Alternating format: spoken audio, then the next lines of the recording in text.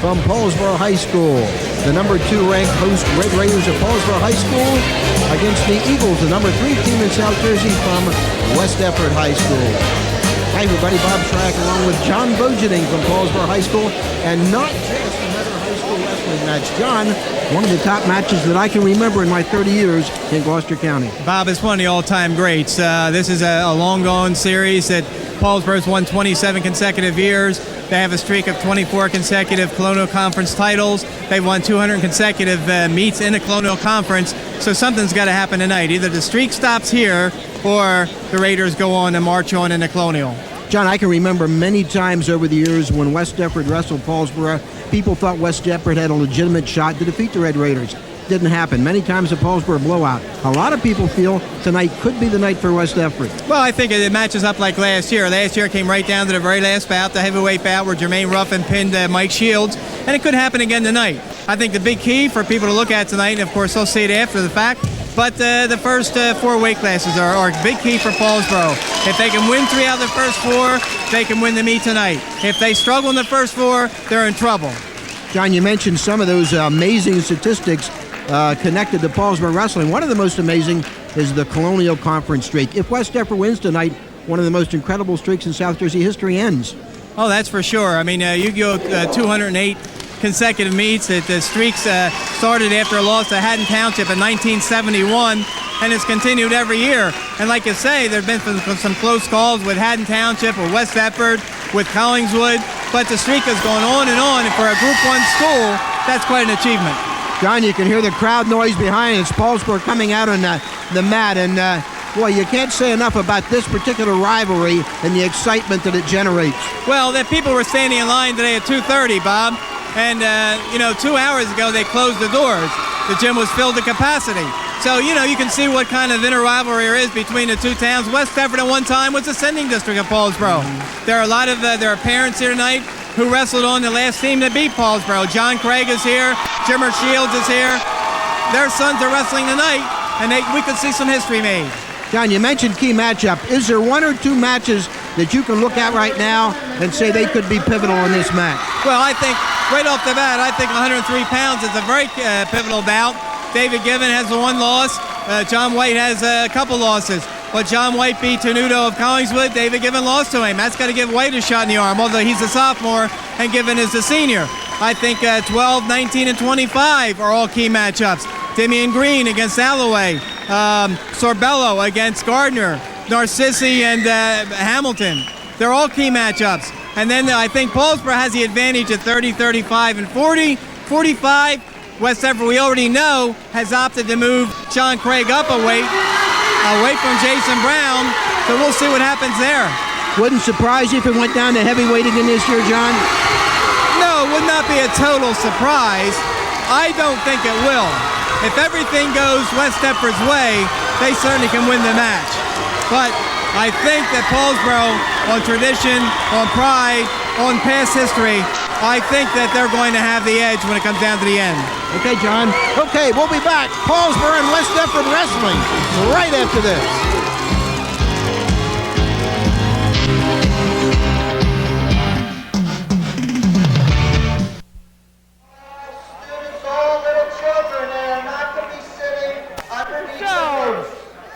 Bob Shryock and John Vogeding from Paulsboro High School getting ready to start the match of the decade, maybe the match of the century in Gloucester County.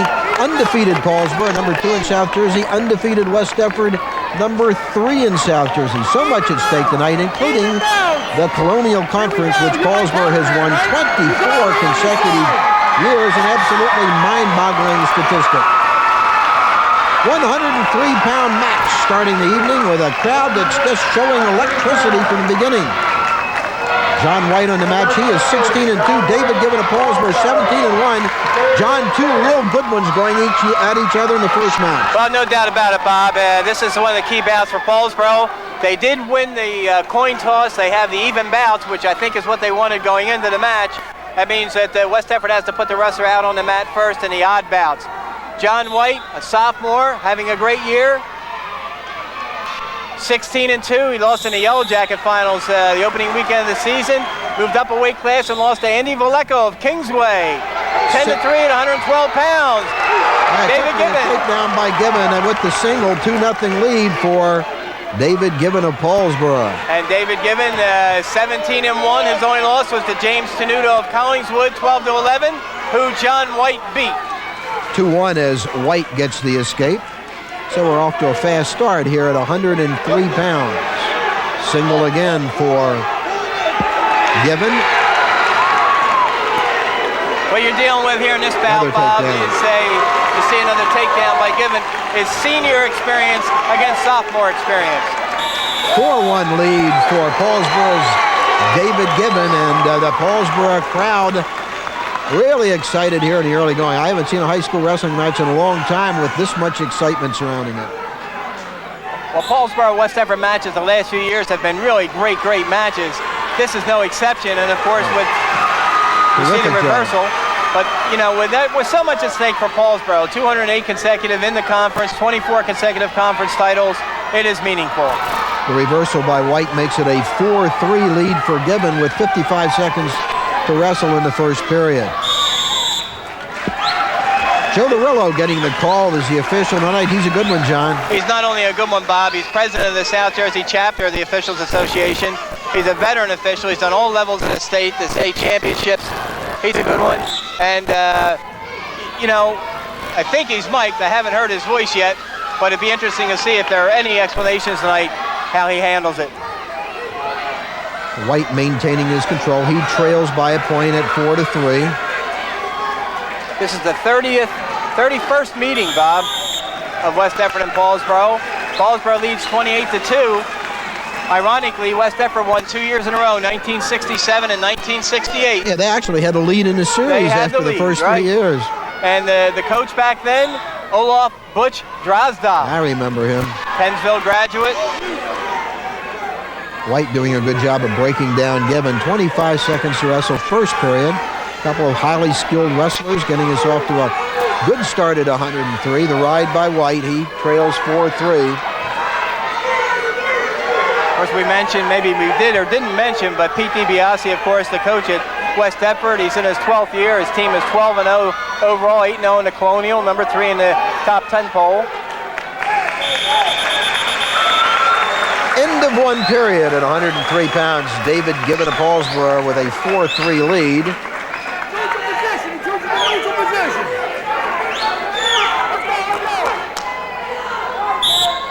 I think West Deptford deferred to Paulsboro, and Given chose the neutral position. Not a bad move since he got 2 takedowns in the first period. Pete DiBiase, 146, 107-1 coming into this match, Bob. Does not get the takedown. Right. Good job by White countering the move by Given. And a good delay by Joe DeRillo waiting to make that call. Assisting Pete DiBiase are Greg Lay, a Gateway grad, Steve Lynch from Pennsville, and Vince Layton, a former West Deptford wrestler. These two young men are really evenly matched, John. They certainly are. Paulsboro, of course, coached by Paul Marina. How about this for a record, Bob? 220 wins, 4 losses, and 2 ties. That's not bad.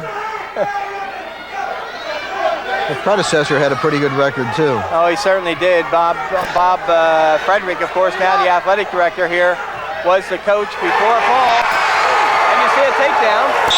And a nice job by Given as he gets his 3rd takedown of the match and leads it 6-3 with minute 2 to go, 2nd period. We're mentioning Bob Frederick coaching Paul Marina. Bob Frederick ended his career here with 251 wins, 6 losses, and 2 ties. Kind of incredible. White trying a switch. Now the escape again by White, 6-4. Reversal, he gets 2 at 6-5. And that kind of a move, Bob, all the wrestler in the bottom has to do is get behind the top man. He doesn't have to take him to the mat. Once he gets behind, has control, even though they're on their feet, that is a reversal. So 6-5 for Given, all 6 of his points on takedowns. White with a couple of reversals. And now the point for David Given on the escape at 7-5 for the Paulsboro 103-pounder. Kind of makes you think that Given, with his 3 takedowns so far, if he gets to take White down again, a smarter move might be to let him go and take him down. Rather than risk giving the 2. Yeah. And of course, we saw that a lot down in the last few years down in Virginia at the Deep Creek tournament, Bob, because Great Bridge is in that tournament, and that's all they do is let their guys go and take them down. 20 seconds to wrestle, second period, real tight match, 7-5 lead. Paulsboro's David Given. And this is no surprise because White and Tenuto of Collingswood had a very close match. I think that was 12-9 or 12-10. And of course, David Given's only loss to James Tenuto, 12-11. 5 seconds in the period. And he gets the 2 right before the buzzer. Boy, that's a big 2, Yes, John, for Dave Given, making it 9-5. He got that just before the buzzer. And of course, you'll hear this from the fans, and it's kind of a shame for the kids. But you know, when there's a injury timeout, there's an injury timeout, and you know, the referee has to give that because the moment a referee doesn't give an injury timeout and forces a wrestler to wrestle, that wrestler gets hurt. Guess who gets sued, among other people? We mentioned Paul Marina being the coach at Paulsboro in his 11th year. His assistants are all Paulsboro grads. You see Paul Marino and Dean Duca in the corner with Given right now, but Jimmy Pandolfo, John Giovanetti, Carmel Marina, Nicky Marina among the other assistants over there. That is an all-star lineup, John. Is it ever? And Steve Anashevsky, their administrative assistant. Let's go. Third period coming up. Given leading 9-5.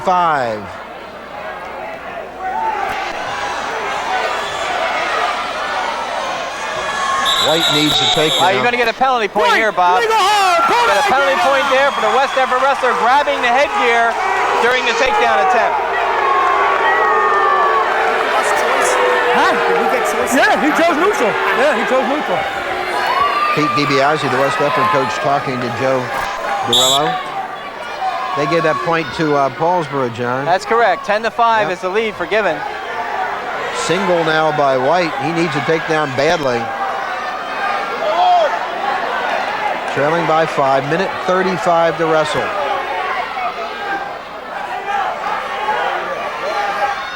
Well, the big thing here now, Bob, with going into the last minute and 25 seconds and the clock is running, Green probably, the reason he took neutral this last period, looking for the big throw, looking for the back points off the big throw, his only salvation at this point. I don't think he can peck away at Given with a minute and 20 left. Got a single again. Although that's not big throw territory, getting in on a single. White running out of time, minute 10 to go as Given moves in quickly, and now... Well, that's the second timeout, injury timeout that West Deptford has called, Bob, and the maximum timeouts is 3. If he uses his third, he cannot stop it for injury time again. He's entitled to 2 minutes of injury time, but it can only be taken over a course of 3 stoppages. He used 45, yes.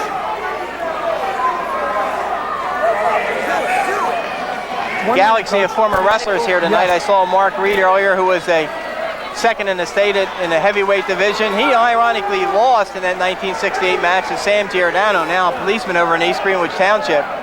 But John Craig's father also wrestled in that meet, and he wrestled Alan Clanton and lost to Alan Clanton, and Alan Clanton is here this evening. I saw him.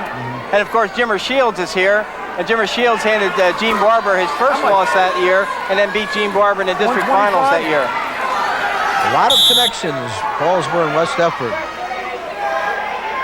lot more we can talk about, too. Minute 3 to go.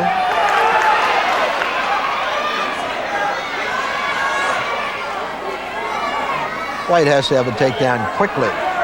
And Given is showing that he's the senior out there, and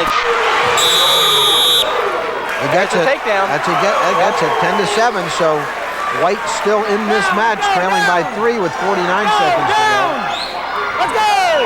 Got to turn Given over.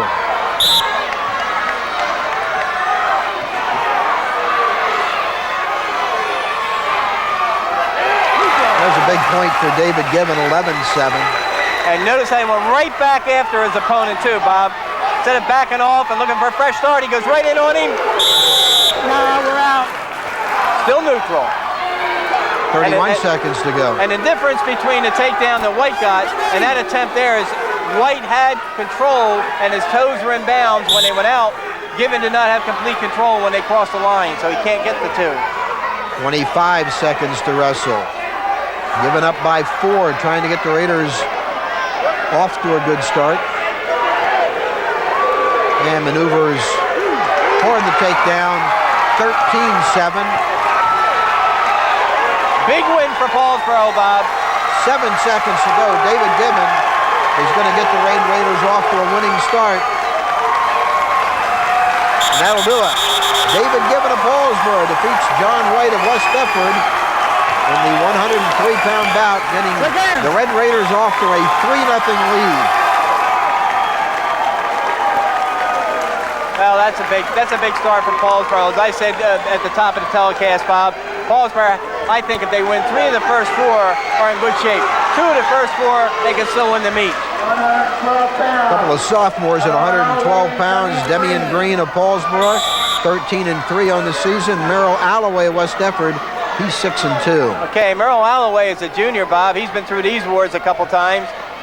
He's 6-2. He's been out for part of the season because of a hand injury. He had a broken hand.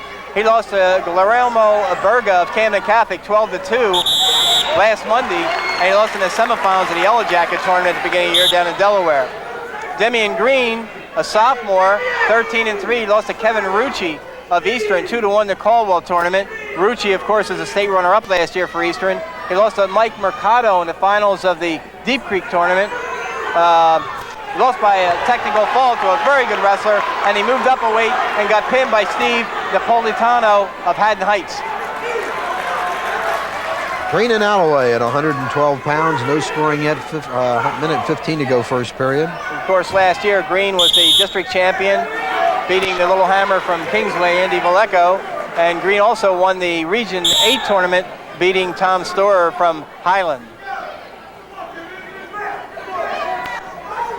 Demian Green, Merrill Alloway at 112 pounds, and Green big takedown with a takedown and back. He might pin him here. Green with an opportunity to put Alloway away. Oh my! Oh brother! 40 seconds to go. Lots of time for Green. Oh my! Look at that half sunk. Oh my!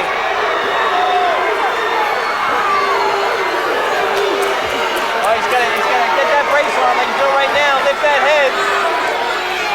Oh brother! 20 seconds in the period. Green trying to put Alloway away. Oh my! This is a big weight class for Paulsboro because I'm sure the coaching staff was looking for a 6-pointer here, or at least a 5-pointer. 5 seconds in the period.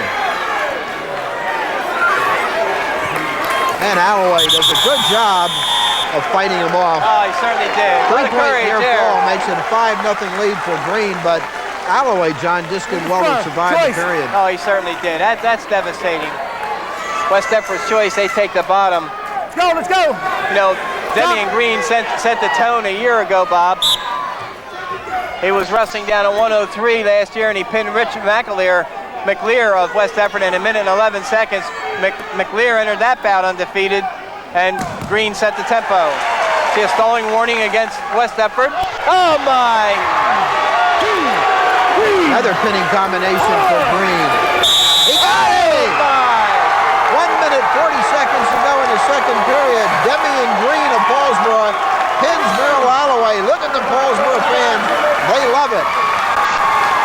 Big start for the Red Raiders at 103 and 112. We'll take a break from Paulsboro. We'll be right back. John Vogeding, Bob Shryock at Paulsboro High School. 119 pounds, Steve Sarbello of Paulsboro. Jason Gardner of West Deptford. And John, West Deptford needs a win here. Oh, badly to stop the bleeding. This is another key bout. Oh, brother! No Good job by Jason Gardner of West Deptford. He's 11-5. Steve Sarbello 17-4 on the season. And 17-4, those 4 losses, Bob, all in tournament competition at the beginning of the year. Lost to Micah Kahn of Eastern, second in the state last year for Eastern. Eastern, and he lost Evan Williams of Somerville, both in the Caldwell tournament. Takedown by Jason Gardner of West Deptford, potentially dangerous call. Then Sorbello lost twice down at Deep Creek to a wrestler from Gloucester, Virginia, at 9-8, and he lost to a wrestler from Tallwood 5-4. But those are his losses, Bob, all out of the South Jersey area. So this is a key bout for him. Gardner lost in the Yellow Jacket final. He lost to Kevin Van Brill of Clearview 9-5. He lost to Donnie Mertz of Kingsway in an upset. He was winning 12-2, got caught and got pinned. He lost to Steve Napoleano of Haddon Heights by a point, 5-4, and Aaron Taylor of Camden Catholic 13-6. Gardner with control with 1:10 to go first period. He leads at 2-0 with the takedown. Gardner last year beat Sorbello in this dual meet 6-5. Gardner the year before beat Seneca Cooper 16-9. So Gardner knows what has to be done for his team.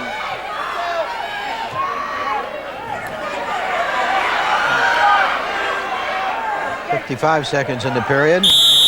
And Gardner maintaining his control, leads it 2-0. A big key in this match, Bob, could be the third period. Sorbello has looked very, very strong in the third period the last couple of weeks. He's really wrestling with a lot of intensity. Of course, Gardner has been around. He's a veteran. Can't keep walking him off the mat. Let's go. You get a stalling warning against West Deptford. You can hear the official. You can't walk him off the mat. 42 seconds to go in the period. Gardner maintaining his control.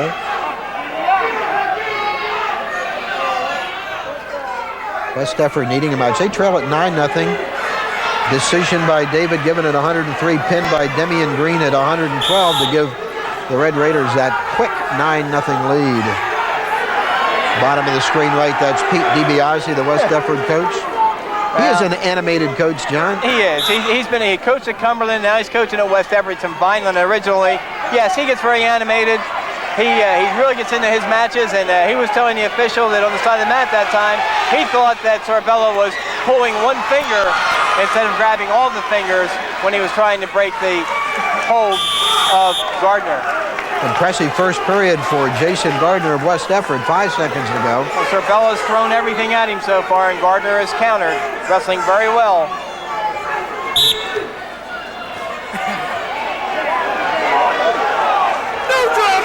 And he gets a neutral. Well, that was a big point for Steve Sorbello with a couple seconds to go in the period, getting the neutral, and a 2-1 lead now after one for Jason Gardner.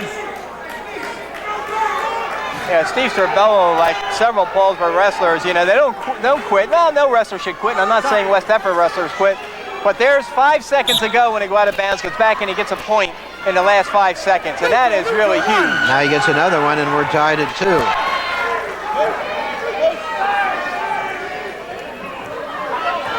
Well, they're back to square one. Gardner, of course, with the takedown in the first, and gets another one here.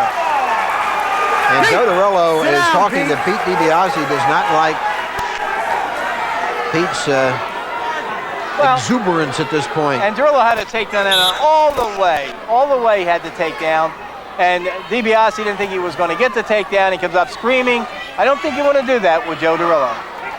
4-2 lead now as Gardner has his second takedown. Now another neutral for Sorbello. It's 4-3. And you notice how when Sorbello gets loose, Gardner's right back after him.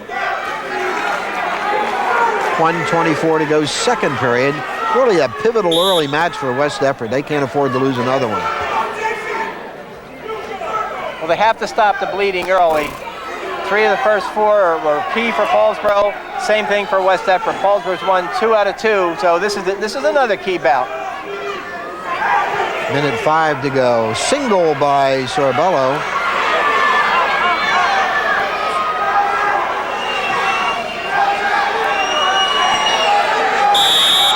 Stalemate.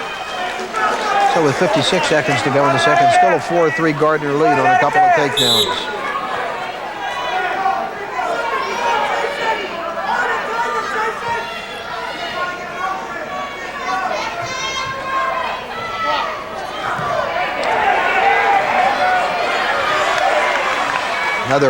even matchup here, just like the 103-pounder, John. I don't think any doubt about it. And this is exactly what I expected going in. Last year it was a one-pointer. This year it could well be a one-pointer. Both outstanding young men. 25 seconds in the period.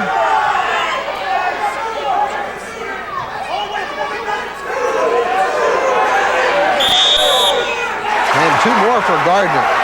At 6-3, Jason Gardner with 3 takedowns. And now a little bit of a cushion, 3-point lead over Steve Sarbello. And the third takedown, and 2 of them right on the line where Gardner got his knees up and had his toes in bounds and had control.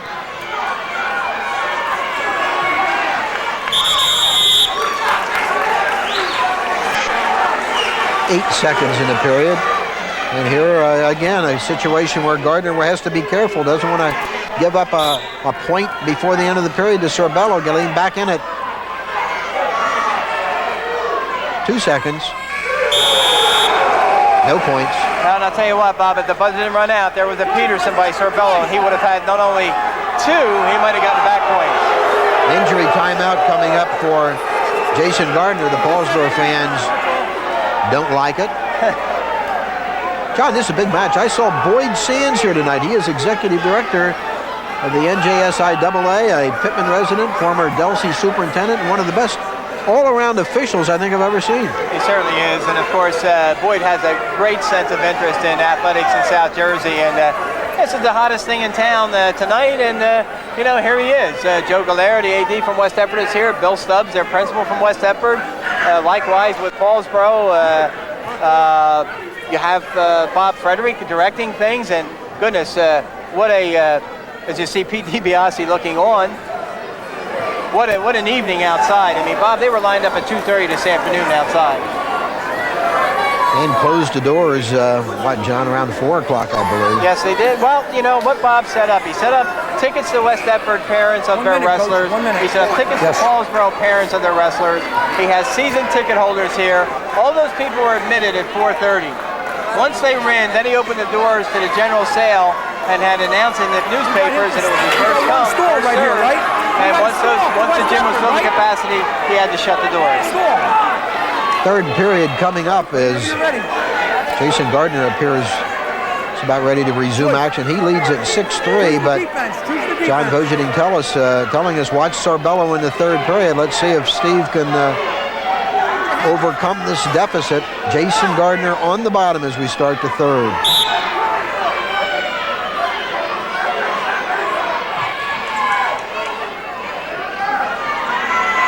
The match West Deptford really needs desperately. No question. No question. There's a point for Gardner. 7-3 lead now for Jason Gardner. Looks like a little bit more strength for Jason Gardner. Steve Sarbello has gotten in deep 2 or 3 times, really deep on a neutral position, and Gardner is just repelling him. Minute 30 to go. Sarbello needing a takedown, trailing by 4. Gardner with a chance to get his team back in it. Sarbello in for a single. No control. He's got a high leg over here because Gardner has him. There's what happens, a stalemate. If you cannot improve that position, you know, the good official's going to not let it go on forever. He's going to stop it with a stalemate call. Minute 7 to wrestle. 7-3 lead for Gardner.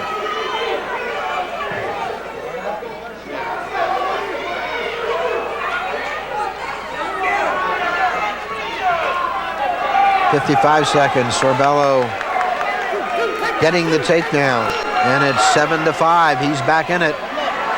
Well, he has to cut him and try and take him down again. Look for back points. 8-5 as Sarbello lets Gardner go. And Gardner has a stalling warning, so he can't just get real defensive at this point. Even though he's leading 8-5, he has to keep the pressure on. 31 seconds to go. 8-5 lead for Jason Gardner of West Deptford. His team trailing 9-0, and Gardner again needing an injury timeout. How much left? How much left? How much left? Jason Gardner certainly looked good against Aaron Taylor from Camden Catholic, one of the best wrestlers at his position Let me in know when South it's Jersey. 15. He lost to He's going to have to stand right up when it's 2 minutes and go. he lost to Aaron Taylor 13-6. You can hear the 15. officials Let me know when saying it's 10. they're counting down, and when it's 2 minutes, if he doesn't stand up 10. and go, he What do could you be got? disqualified. Count him down so I can see him. Well, he's in control, isn't he, 5 John? seconds, 4 seconds. He's up. And that was his second timeout. He is entitled to one more, but he only has like 4 or 5 seconds left in injury time. 25 seconds to go. Gardner leading by 3, 8-5.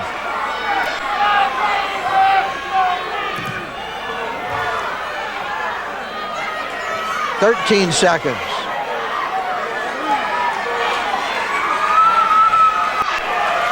6 seconds. Gardner about to put West Deptford on the scoreboard. 2 seconds, 1, and that'll do it. Jason Gardner of West Deptford defeats Steve Sarbello. Final score 8-5, and 3 big points for West Deptford. And John, they needed that. Unquestionably, that's a key. Again, West Deptford has to go 3 out of 4, or 2 out of 4, down in the bottom weights, and of course that's one of them. If they win the next one, they're right back in this wrestling match. Couple of good ones at 125. Marv Hamilton Jr. of Paulsboro, he's 18-2. Tim Narcissi of West Deptford, he's 13-3. 125 pounds for West. Of course, Tim Narcissi, a senior, his 3 losses. He lost in the semifinals of the Yellow Jacket tournament. He lost to Larry Smashy of Delsey 4-3. Let's go. Lost to Nick Glass of Pittman 5-2. Hamilton and Narcissi. West Marvin, Deptford back in it, trailing now 9-3. Marvin Hamilton Jr. lost in the finals of the Deep Creek tournament. He was pinned. He was only losing 2-1 when he got caught and got pinned. His other losses to Steve Felder of Woodbury. He lost 4-3 here in a dual meet. What a great wrestler his dad was, John. Oh, he certainly was. The first of the Hamilton champions. Marvin was a district champion in 1967 at 130 pounds. He was a district champion the year before that in 66 at 123 pounds. He was regional champion as a junior, finished 4th in the state. His senior year, he got upset in the Region 4 finals and didn't make it to the state tournament. A single by Hamilton trying to convert it. Nice job by Narcissi. Real good job. Had an opportunity to sit next to Tim's mother the other night at the Camden Catholic West Deptford meet, Linda Narcissi. Her husband was originally from Ecuador, Bob. I could hear the officials say there's a cut, so that has to be tended to. You cannot have a wrestler out there who's bleeding. Match stopped at minute 1 to go in the first period. No score between Hamilton and Narcissi. Timmy is the fraternal twin of Tom Narcissi, who will wrestle later on this evening. Okay. Tom was born 5 minutes ahead of Tim. These laws nowadays with the blood. Which might explain the weight differential here, with one being at 125 and the other one being up around 170. The one that's 5 minutes older, of course, got to the table faster. Let's go.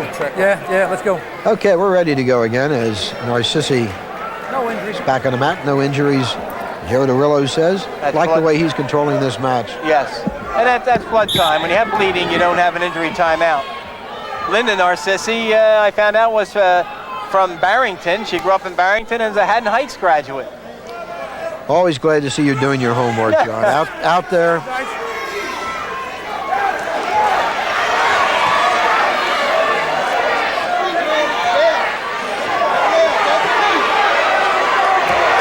And the takedown for Hamilton comes at the 36-second mark of the first period. Marvin leads at 2-0. Another key match for Paulsboro. Marvin Hamilton Jr. has so improved. He wrestled varsity as a freshman. Sophomore year, he had some weight problems and really didn't make the lineup. He was in and out, part of the team, but he had a bad sophomore year.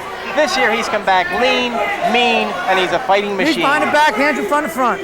DeRillo is stopping the match for a headgear repair for Hamilton. We're ready to go again with 26 seconds to go.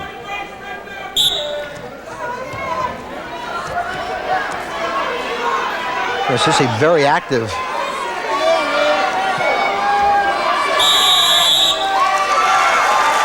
But now we got a stall. You got a stalling warning there, Bob, because the theory is some officials enforce it to the T, some officials are more lenient. But if a man stands up on the bottom, you as the top wrestler, you're called the offensive wrestler, you have to take that man to the mat as quickly as you can. And of course, the guy's running over the mat and you're trailing him, trying to take him down, you're not going to get called for it. No escape. No escape because they were out of bounds before Narcissi broke the hold. 2 seconds to go in the period. Hamilton maintaining his control after one period at 125 pounds. Marv Hamilton with a 2-0 lead over Tim Narcissi. What's Deptford down? Defense. What's Deptford in the defense? In the defense. You can hear that nice and loud and clear, Bob. Joe DeRillo indicating it was Paulsboro's choice. They deferred to the third period. West Deptford's choice. They took the bottom position. Now it's up to Hamilton to work for the back points. Just underway in the second. Hamilton on top, leading 2-0. Marvin Hamilton Jr., of course, called Ham by the family. His father was the first of several district champions for Paulsboro. Of course, people remember Tyrone Hamilton and Jeff Hamilton and Bryant Hamilton. I saw Jeff here earlier this evening, the uncle. I saw Tyrone here, the uncle. The Paulsboro wrestling connections down through the years, John, are rather amazing. They are. From generation to generation. Of course, the West Deptford's getting that now. Now, this has been a great rivalry, John. Even though Paulsboro has dominated as one-sidedly as it has, it's still been a great series. Oh, it has. It has. There's always a lot of interest because, for the fact, one of the direct facts is that at one time, West Deptford had their ascending district. West Deptford people came to Paulsboro, to high school. Oh, my. Oh, brother. Hamilton has him in Oh, trouble. brother. Oh, my. That's a 3 count. Oh, my. Running about 2.5 inches up here. Plenty of time. Oh, my. Narcissi's fighting. What a great fight. Oh, that's a terrific job. 3-point near fall for Hamilton makes it 5-0, but give Tim Narcissi some credit, John, for escaping that fall. Just like Alloway earlier, fighting off his back. Just like White fighting David Given. Just like Sir Bellin Gardner fighting. This is what you expect from these first 4 bouts. A lot of fight out there. Great Granby. Great Granby. Neutral! Narcissi gets his first point, now trails at 5-1. 43 seconds to go in the second. So Hamilton nearly had the pin, but Narcissi still very much alive in this match. Well, this is the Hamilton that beat Larry Smashy earlier in the year. Larry Smashy of Delsey was the Region 8 champion last year. Hamilton beat him down at Delsey and had been looking extremely good. He had kind of a lethargic match against Felder of Woodbury, a very good wrestler at 25 pounds, and he lost to him. But that's his only loss in South Jersey. 27 seconds in the second. Last year, Narcissi pinned David Given at 121 pounds last year, Bob. David Given, the 103-pounder, which shows you how much weight Given was giving away last year. He weighed about 110 pounds and wrestled up that weight class where Paulsboro didn't have any depth. And Narcissi pinned Given last year. 9 seconds in the period. Hamilton leading by 4.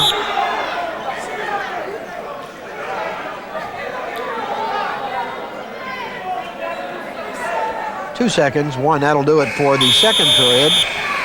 And Paulsboro's Marvin Hamilton with a 5-1 lead over Tim Narcissi. Let's go! Defense! Up top!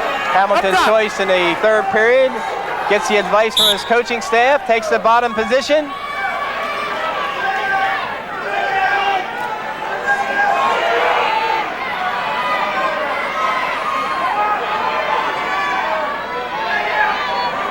Narcissi putting up a good battle, John. Well, and Hamilton so much more improved over last year. You see a stalemate called. He's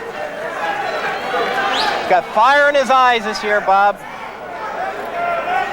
Let's go! Minute 41 to go. Caution, green! I got a West Deptford caution. We'll remind people who may not know it, you get 2 cautions free of charge. After that, everyone's a point.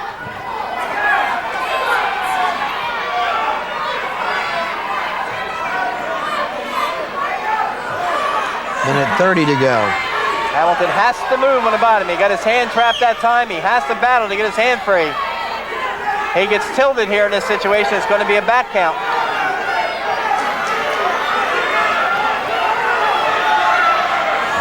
$1:15 to go. Narcissi trying to turn Hamilton. Running out of time is Narcissi. There's a point. 5-2 now. And that's a point for West Deptford, Bob. That makes it 5-2. We have another stalemate call. What Hamilton has to do here now in the restart, he has to explode off the bottom. He can't let his wrist get trapped.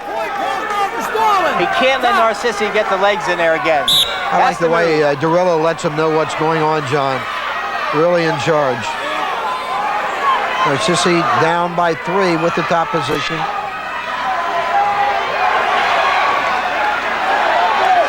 And Hamilton comes out. Good job by Hamilton.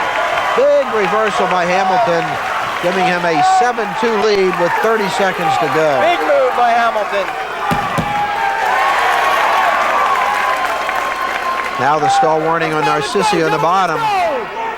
Now Joe Durillo is a referee that wants action. Hamilton up by 5, his team leading 9-3.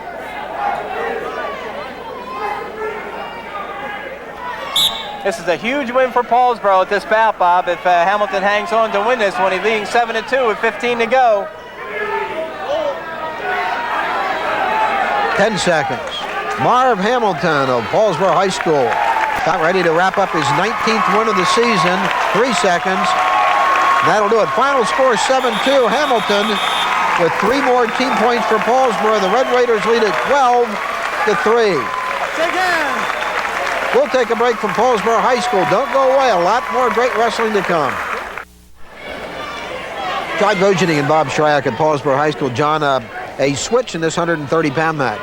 Yes, Bob. Chris Vespi of West Deptford, a junior, 12-7 record. He's wrestling against Casey Brown, sophomore from Paulsboro with a 5-2 record. This is a matchup that the Paulsboro coaching staff wanted.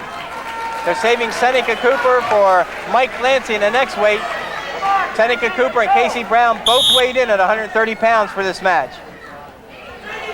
Vespi, among his 7 losses, he lost twice in the Egg Harbor Township tournament to wrestlers from Lower Cape May and Triton. He lost to Kelly of Kingsway, 18-6. He lost to Camden Catholic, 6-4. And he lost to Zach Bush of Gateway, 13-4. Casey Brown's losses both came up a weight to Declan Moody of Collingswood and Kevin Logue, that one at 140 pounds from Kingsway. A lot of pressure on Vespi. He needs to win. His team trailing by 9 points at 12-3. So it's Vespi against Brown as the coaches do some juggling. Well, and this is the first time that Casey Brown has been at this weight this year, Bob. So, you know, will the strategy work or will it backfire? Is he strong enough to have cut to be down at this weight, or can he dominate as the Paulsboro coaches think he can? This is a strategic move on their part. First time the Browns been down to 130. No control, 55 seconds to go in the first period. 130 pounds, Casey Brown, Paulsboro, Chris Vespi of West Deptford. And Vespi trying to get the Merkel on that time. Little move that if he turns his man over, he gets him on his back. Brown has to be alert in this weight.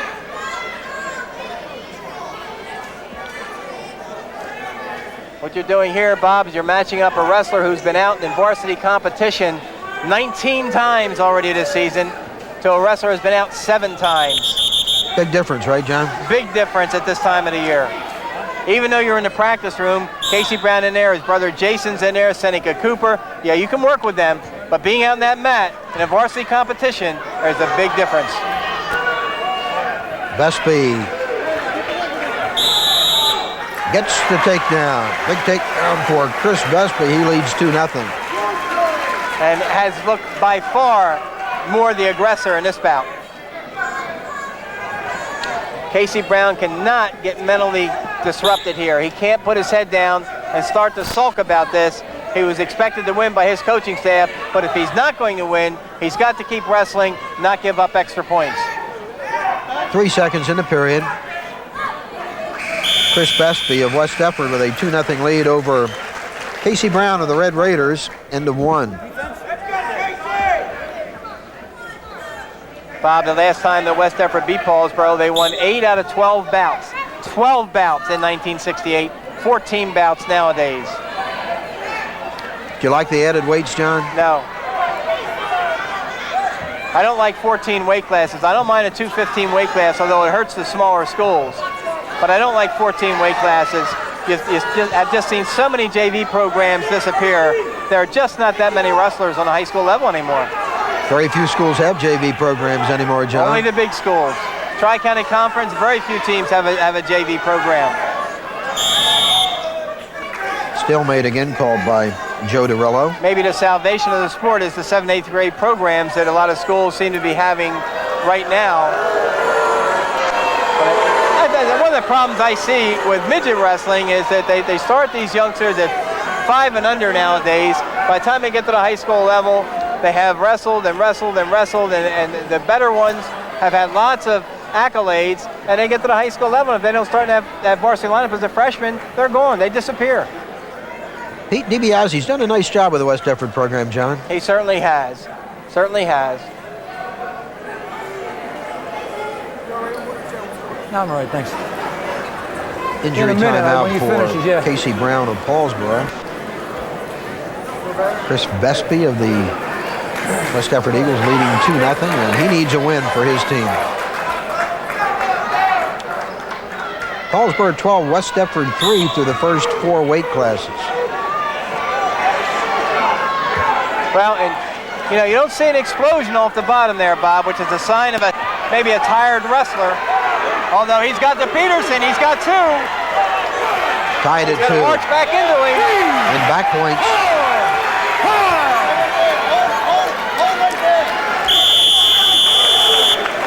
And how about that for a reversal as big move, Casey Brown of Paulsboro with a 5-point move now leads at 5-2. That's a Peterson, which Paulsboro saw a lot of down that Deep Creek tournament. Great Bridge lives by the Peterson in the Granby. So Bestby sees his lead evaporate. Oh my, he rushed that. He could have had back points. Casey Brown, and he rushed it. Good job by Bestby, back in it now 5-4. And putting the pressure on. Putting the pressure on. Oh, brother.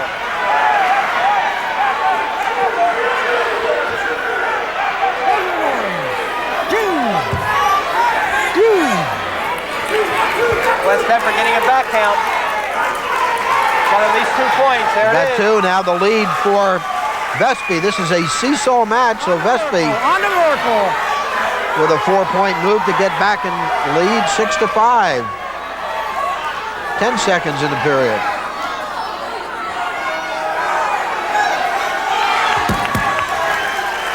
Stall warning underneath to Brown. 1 second. That'll do it for the second period. And a good match here at 130 pounds. Chris Bestby of West Deptford leading 6-5 over Casey Brown. Let's go, let's go, let's go. Yeah, and you got a very tired Casey Brown out there, Bob. He's going to get hit with stalling again. Called injury time. Now the West Deptford fans are showing their displeasure. And the second injury timeout for Casey Brown, and he's got to be careful because the most you're allowed is 3. 1 minute used. 1 minute's been used of the 2-minute allotted time. Bob, a little research shows that the last time that Paulsboro got beat by West Deptford back in 1968, you could buy a 1967 Corvette for $4,195. You could also get 2 loaves of bread for 57 cents. I don't believe that. Oh, yeah. How much was Ivory Soap, John? Ivory Soap was 5 cents a bar. West Deptford, you're up. You chose down, right? And of course, this was the day after, back in 1968, that Green Bay beat the Oakland Raiders 33-14 in the Super Bowl in Miami.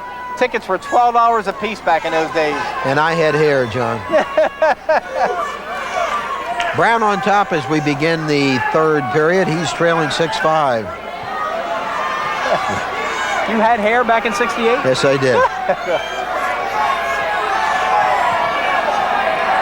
This is a match that West Deptford really has to win. West Deptford warned for stalling. Then we got warnings both ways. Minute 30 to go. Still 6-5 for Vespi.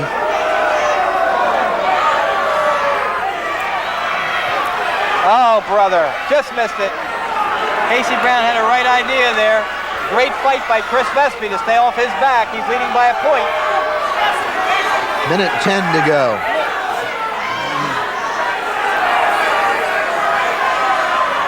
Neutral. And a neutral as a point for Vespi. His lead now 7-5, but an opportunity for Brown to get it even with a takedown and with a double. And he gets the takedown 7-7. Oh, he locked his hands. He locked his hands.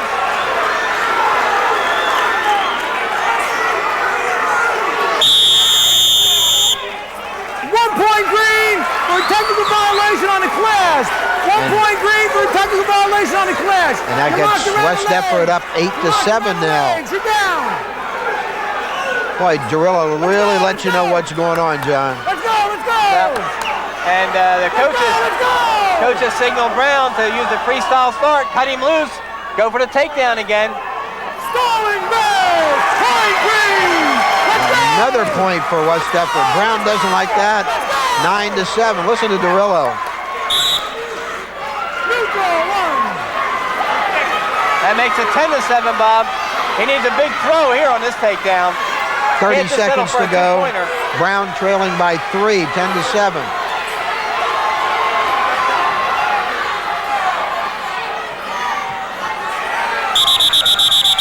Stalling green, point red, let's go! There's a point. Yeah, that's a big point because now Brown can get it even with a takedown. It's 10-8. Takedown would tie it up. We'll go overtime. There's the 2. No. Oh, my. Oh, boy. No points. Well, Brown's got to get out there and wrestle. He can't debate it at this point. 12 seconds to go. 10-8 lead Vespi. 10 seconds. Brown needs a takedown to get this into overtime. And another point for Stalling ends 10-9 with 6 seconds to go. Brown can win it with a takedown.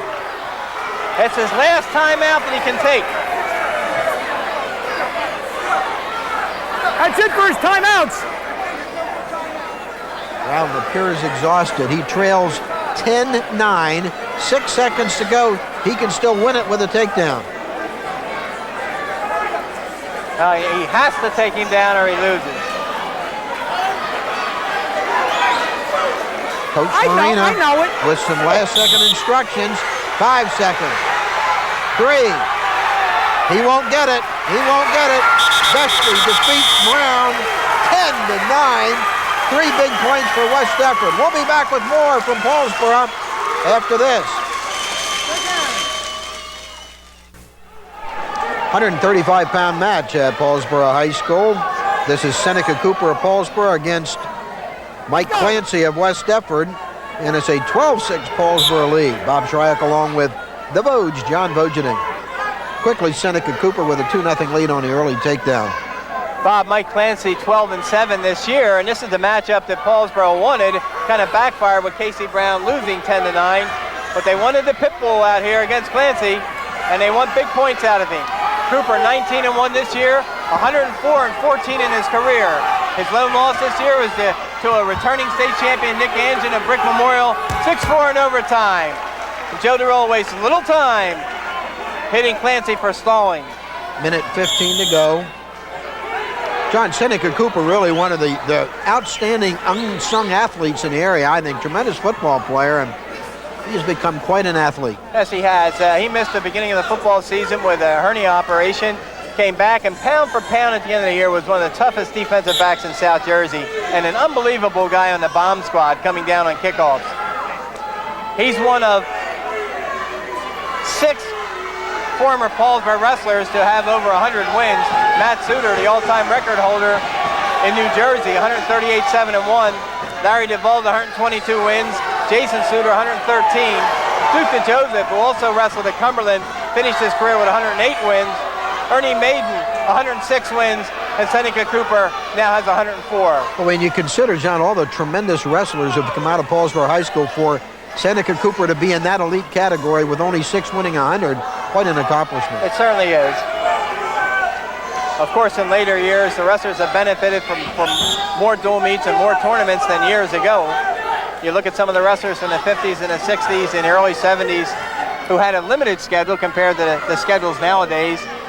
And they may have been great wrestlers too, but they're never going to have statistics youngsters can pile up nowadays. Cooper on top, 28 seconds to go first period. Seneca leading 2-0. West Deptford with a big win from Vespi at 130 to get back in this. There's a point, second warning against Clancy, so it's a 3-0 Seneca Cooper lead with 10 seconds to go in the period. Well, and the pit bull here, he's got to keep the pressure on him. He has to get extra team points for his team. Nice job at countering by Cooper. That'll do it for one period. Seneca Cooper of Paulsboro looking for win number 20 on the season, leading Defense. He chooses Clancy, defense. Mike Clancy, 3-0. And of course, these stalling warnings and any other technical violations are cumulative. So he's been hit with a stall. If he were to be hit with an illegal hold, that would be a point. Then the next either stall or technical violation would be 2 points, and then next would be disqualification. It's 1-1, 2, and out. Top position for Cooper beginning the second period. He's up by 3. Paulsboro number 2 in South Jersey behind Highland.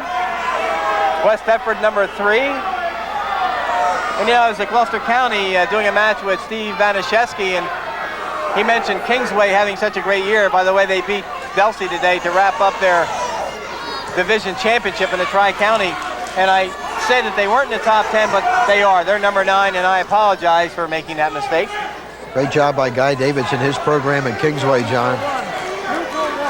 3-1 lead now as Cooper allows Clancy to go. He's done a great job. He gave West Deptford a run for their money. It came right down to the last bout. Cooper makes the takedown look easy, leads at 5-1. And of course, Kingsway having a great match with Paulsboro. John Cupsey was in attendance and, you know, had mixed emotions about some of the Paulsboro teams he's seen in the past, but Kingsway gave up quite a battle that night. John Cupsey, of course, not here tonight because his wife, Kathy, is recovering from foot surgery, and he's home being the faithful husband taking care of her. Another point on the stall, 6-1 lead now for Cooper. And the next one, Bob, if he gets hit with stalling again, it'll be 2 points.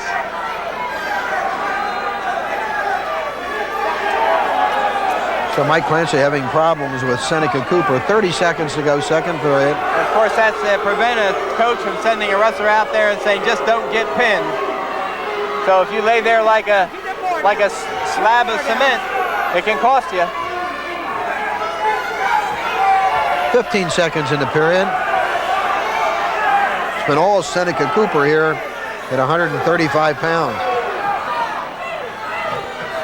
5 seconds. Now 2 minutes to wrestle at 135 pounds. Seneca Cooper of Paulsboro with a 6-1 lead over West Deptford's Mike Clancy. And you know, there's no difference in weight. Even though we're at 135 pounds, Bob, both wrestlers weighed in at 130 pounds this evening. Both wrestlers. Clancy weighed 130, Seneca Cooper weighed 130. So Seneca didn't move up to the 135-pound weight class and get a heavier wrestler. He has a taller wrestler, which presents problems to shorter wrestlers sometimes, but there is no weight differential. Top position for Clancy. He needs to offensive action here to get back in this match. Needs to turn Seneca Cooper over, trailing 6-1. Just 7 seconds into the third period. And I think more than turning Cooper over, he's thinking that let's not let him have too many more points, because then it becomes a major decision or possibly lead toward a tech fall. Reversal 2. Reversal gives Seneca a 7-1 lead, or an 8-1 lead. 8-1, and pretty soon, if he's having trouble in the bottom, you heard Joe Durillo start to count there, Bob, 1,001. When you trap the ankle after you reverse somebody, you have about 5 seconds to release the ankle, or you can get hit with a stalling call yourself. Potentially dangerous called by Derillo. Dangerous on the elbow. Potentially dangerous on the elbow. See, Seneca's already looking over to his coach to ask if he should take the freestyle start and cut him loose and try and take him down. But the advice right now is to stay right on him. Try to turn him.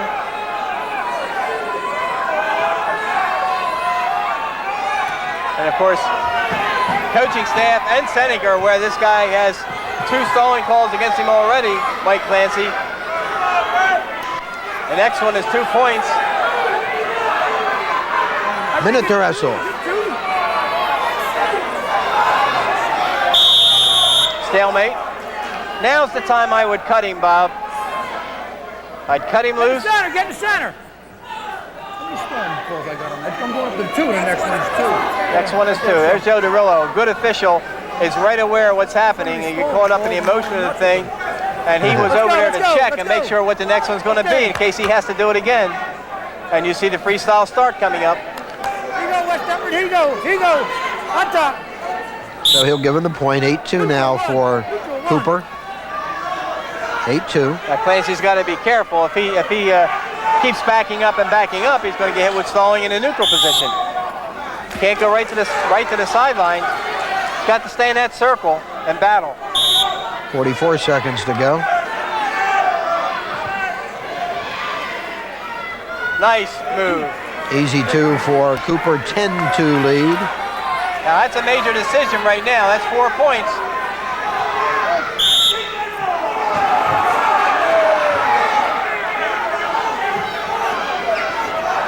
$28 seconds to go.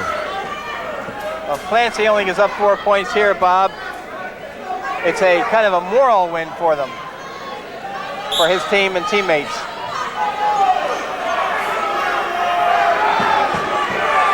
Get ready to hit him again if he doesn't move.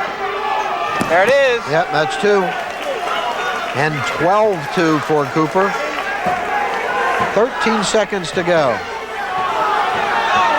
Cooper doing everything he can, but the man doesn't want to get pinned. This is the perfect way to do it. 3 seconds to go. It's a big win for Seneca Cooper of Paulsboro at 135 pounds. 12-2 over Mike Clancy.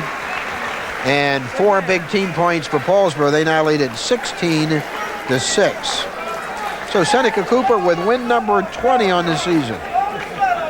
Win number 20 this season, win 105 in his career. Keeps moving up the ladder.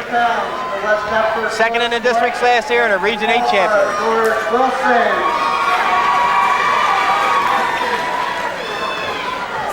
Kurt Clark of West Deptford and George Wilson of Paulsboro at 140. Wilson the favorite in this one. He is 20-1 on the season. Yes, his only loss was to Derek Warfel of Millville, and I was at that match, Bob, and I really thought George was maybe not feeling good that day because it went back and forth, the scoring back and forth, and then the third period just looked like George ran out of gas and he got pinned. But he won the Deep Creek tournament, he won the Caldwell tournament. Kurt Clark, a senior, 10 wins and 8 losses, so this is another weight class that Paulsboro is counting on to get more than 3 points. West Deptford with a couple of wins, one by Gardner and one by Vespi. Paulsboro's won the other 4 weight classes as we head into 140 pounds. Interesting to see what happens at 145 also, because if George Wilson wins here, this is the halfway point. Wilson with a takedown leads 2-0 over Kurt Clark. And I think Paulsboro will be forced with a decision. Do they send Jason Brown out at that point at 145 to wrestle Mike Kendrick? Or do they send Richard Gaines out to wrestle Mike Kendrick? Could be a pivotal move coming up next. Minute 5 in the first, 2-0 lead for George Wilson on the takedown. George Wilson, of course, a 2-year varsity starter prior to last year, and he had troubles with his weight last year and ended up not wrestling for the team after several weeks. He was in the lineup in '93 when Paulsboro won 40-23. He won at 160 pounds back then. Decision, Aldo Atlanta. All the way down to 140 now, John. Yep. That's a big drop. In 94, he was in the lineup at 145 pounds, and he won 9-2. And of course, last year he was not in the lineup. 30 seconds in the period. Georgie Wilson, of course, the nephew of Matt Suter and Jason Suter. Georgie's mother was a member of the Suter clan from Gibbstown. Matt Suter, of course, a redshirt sophomore out at Arizona State. Having a big year, isn't he? Yes, he is, Bob. He won again Friday, and he's ranked number 1 in the Pac-10. Has a tough one on Sunday. He wrestles at Joe Williams from the University of Iowa. Lost to him in the Midlands by decision. 5 seconds to go in the period. And George Wilson leading. Kurt Clark 2-0 after 1. West Deptford choice. Interestingly, the latest amateur wrestling news, West Deptford defers. Neutral position, Paulsboro. Latest amateur wrestling news, they listed all these 158-pounders to look forward to in March at the national tournament out in Minnesota, and they did not mention Matt Suter's name. That could come back and haunt them. Second period underway as Wilson took the option for the neutral position, leading 2-0. And if you take that option, you have to take the man down.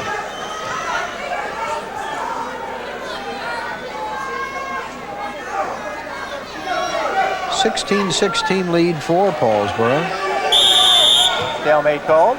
Back in '68, Bob, the winner at 106 pounds for Paulsboro was Kenny Ridinger, who's now the chief of police in this community. John, your wealth of knowledge about wrestling never ceases to amaze me. And of course, there were a couple brothers in the lineup from West Deptford. Brian Reed, who beat Wayne Keeley that night, 5-2, and Mark Reed, who lost to Sam Giordano, beat Sam in the district final. And Mark Reed, one of the great horse trainers in the country, John. He was. Has since given up that occupation. Now has a heating firm and has 3 or 4 people working for him. He has sons going to Rancocas Valley High School. One graduated and is now at William & Mary, good football player. Was a heavyweight wrestler for him. He had a great career training horses. Yes, he did. Takedown for Wilson. His second leads 4-0.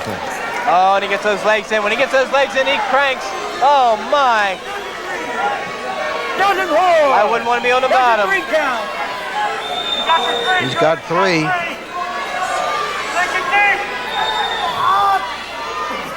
Oh, brother. That's painful. Oh, my. Oh. Oh, my. Oh, my. Wilson trying to put away Clark. Oh, my. It's close.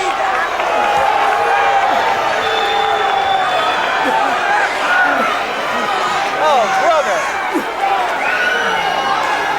Oh, my.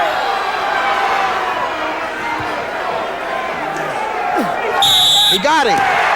17 seconds to go in the period. George Wilson pins Kurt Clark. 6 big points for Paulsboro in their lead now, 22-6. Amazing. Bob, that was so big for Paulsboro. We're at the 7th bout. We're at the halfway point and a 22-6 lead. Did you expect this fast to start, John? Bob, I thought that Paulsboro was capable of it, but 3 of the first 4 were the key. Paulsboro won 3 of the first 4. They could have easily lost 3 of the first 4, and if they had, it could have been curtains. 145 pounds. Second. West Deptford. Mike Kendrick from Paulsboro. Jason Brown.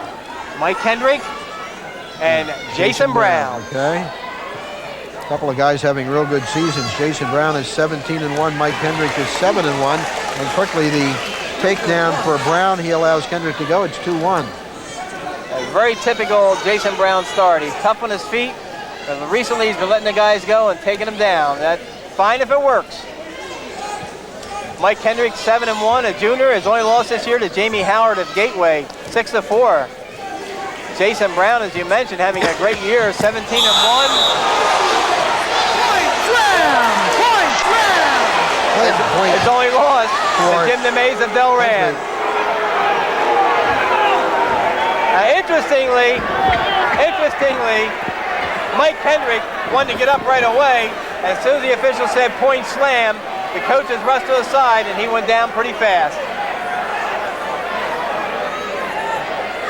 John? Here we say it again. Jason gets in on the double.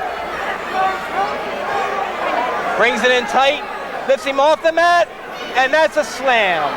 That is a slam.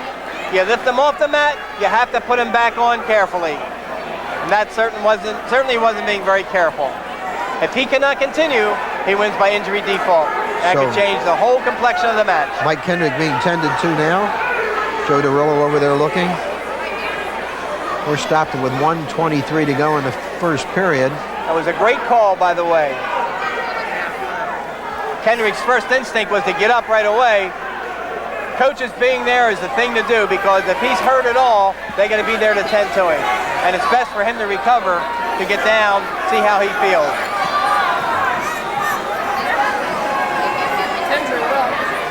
He was stunned, John, when he hit the mat. Yes, he was, which is the first reaction. Getting stunned like that, to sit and try to get back up, the best thing to do is to stay down, have it treated. Time! How much time? And Joe DeRillo talking Oh, to you the- better run that clock! Run the clock! He's asking how much time out was used over there. And Keep it running! seemed to be an indication that the injury clock was never started. He called the slam, and I don't know whether he ever gave the signal to start the injury clock or not. 20 seconds left! 20 seconds left! Now you heard it from Joe DeRillo. Yeah, and I certainly don't think Kendrick's going to continue, my personal opinion. Let me know when it's 10! Let me know when it's 10! Count down!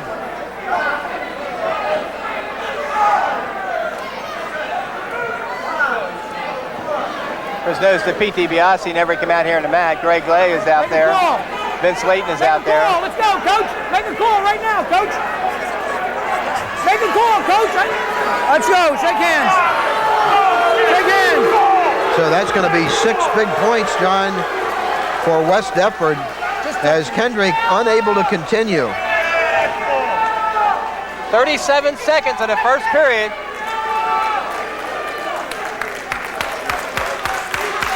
Injury default. Injury default, and that gets West Deptford right back in the match, John. It certainly does. 22-12.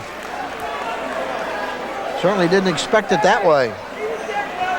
Well, and the replay, I want to emphasize again, Bobby, replay clearly showed that was a slam. You take him off the mat, you got to put him back on the mat safely.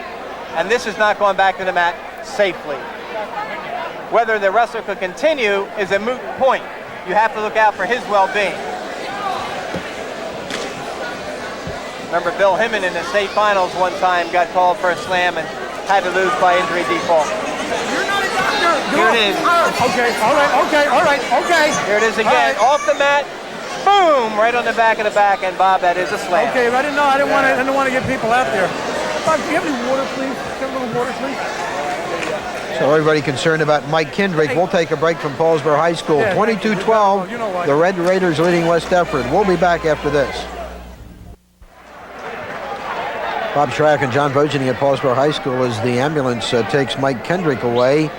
John, we had about a 30-minute delay waiting for the ambulance to get here and remove the young man from the mat. Of course, reviewing what happened, Jason Brown called for an illegal slam on Mike Kendrick. The Paulsboro trainer indicating to official Joe DeRillo that Kendrick was unable to continue, so the injury default to West Deptford, 6 big points, 22-12. That is a big turnabout in this match, John. Oh, no question. It could be considered as much as a 9 to a 12-point swing. The 6 points that West Deptford gets for the injury default win compared to a minimum of 3 points you think Jason Brown would have gotten had he won. So instead of being a minimum of 25 to 6, it's 22 to 12 right now, and that's a huge swing for West Deptford.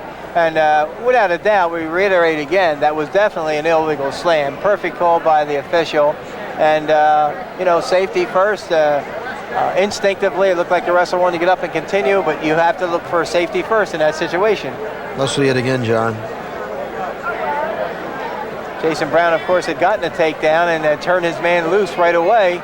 So, you know, you have to go in and take the man down again, and Brown gets in deep. It looks like he could have done this all day. But now when you get the man in a double leg situation like that, and you come up to your feet and you lift him off the mat, you have to put him back safely. And when you drop him from shoulder level right to the square in the middle of his back and his neck area, that is a slam. You see Joe DeRillo come right in there without hesitation, calls the illegal slam right away. There's 1 point. And of course, the first thing you want your wrestler to do is to get down. So even though it looks like, there goes Kendrick back down, I mean, there's nobody yelling at him to go down at that point. That stunned him, and they have to look at him. John, these next 2 weight classes critical for West Deptford, and an opportunity for them to get this match even. Well, you got John Craig 16-1. You got Brad Endricken 13-2. Both heavily favored in the next 2 bouts. And I think West Deptford's looking for a minimum of 10 points here. A 6 point, and a 4 point. You can hear Joe DeRillo yelling to us. He gave him 2 minutes to loosen up. And now we get back to action. Critical part of the meet for Paulsboro. 152 pounds. For West Deptford, John Craig. So John Craig will go for West Deptford. He is 16-1. Richard Gaines 1-3 for Paulsboro. Right. And Craig in quickly on Gaines. And how ironic, the last time that West Deptford beat Paulsboro, his father was in the lineup. And here's John Craig, who wrestled at Shryock last year and was a district champion for them. Now at West Deptford, and he's 16-1. His only loss this year was in the Yellow Jacket tournament, the first weekend of the season. 20 seconds into the 152-pound match. Paulsboro now 22-12 in the lead, but that lead in jeopardy with West Deptford should be favored to win these next 2 weight classes. Gaines, a tough athlete. He played football last year on the unbeaten Paulsboro football team, which ran its South Jersey record to 40 wins in a row. He was a backup running back for the team. Takedown for John Craig. He leads 2-0. And I think what the instructions here and having Gaines wrestle from the Paulsboro coaching staff is to go out there and give us a tough 6 minutes, be as tough as you can. A lot of pressure on Gaines in this situation. There is a lot, Bob. You know, we mentioned earlier that Paulsboro won 208 consecutive Colonial Conference meets coming into this one. Ironically, the last time West Deptford beat Paulsboro in 1968, that was the only losing season in Paulsboro history, 4-9. How well I remember that, being an assistant to Sam Evangelista back then. Since that time, Bob, since that year, that 1968 year, Paulsboro wrestling teams have rung up 497 wins, 11 losses, and 5 ties going into tonight. Yeah, that is a mind-boggling record. Truly incredible. And during that time, had a streak of 84 straight, stopped by Rancocas Valley in 76. That's when Bob Frederick was coaching. A streak of 96 straight in this gym, stopped by Cherry Hill East on January 23rd, 1982. They had a streak of 125 without a loss. Some ties in there, stopped by Delaware Valley on January 28th, 1989. And an 87 meet winning streak and 167 without a loss to a South Jersey team, stopped by Delsey, 33-31 on January 13th, 1993. 10 seconds to go in the period. Good job by Gaines as Craig was trying to maneuver him into position for some back points. 2-0 lead for John Craig. Steve Isles, by the way, the coach of that Delsey team that beat Paulsboro 33-31, is in attendance this evening. 3 seconds in the period. So end of 1. West Deptford's John Craig leading Richard Gaines of Paulsboro 2-0. Paulsboro choice. Neutral! Neutral! Richard Gaines wants the neutral position. Let's go! Which is not a bad choice. Took Craig quite a bit of time in the first period to get the takedown. Of course, there's a lot of the feeling out process that goes on in a period sometimes.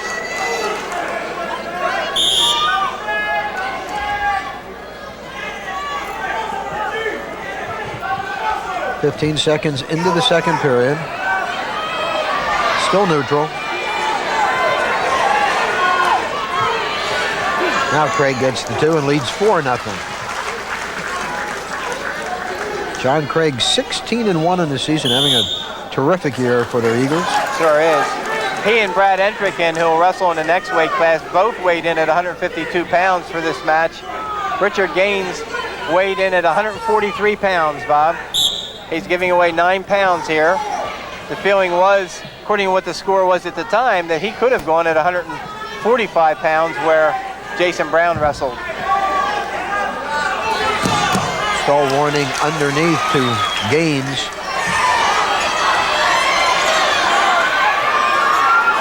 And of course, you know, if you get stalled out in a match, you can end up giving away 6 points also.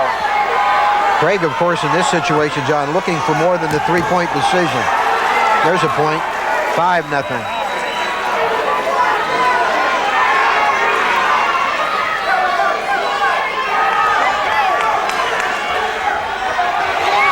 And good job by Gaines as he gets a point. 5-1.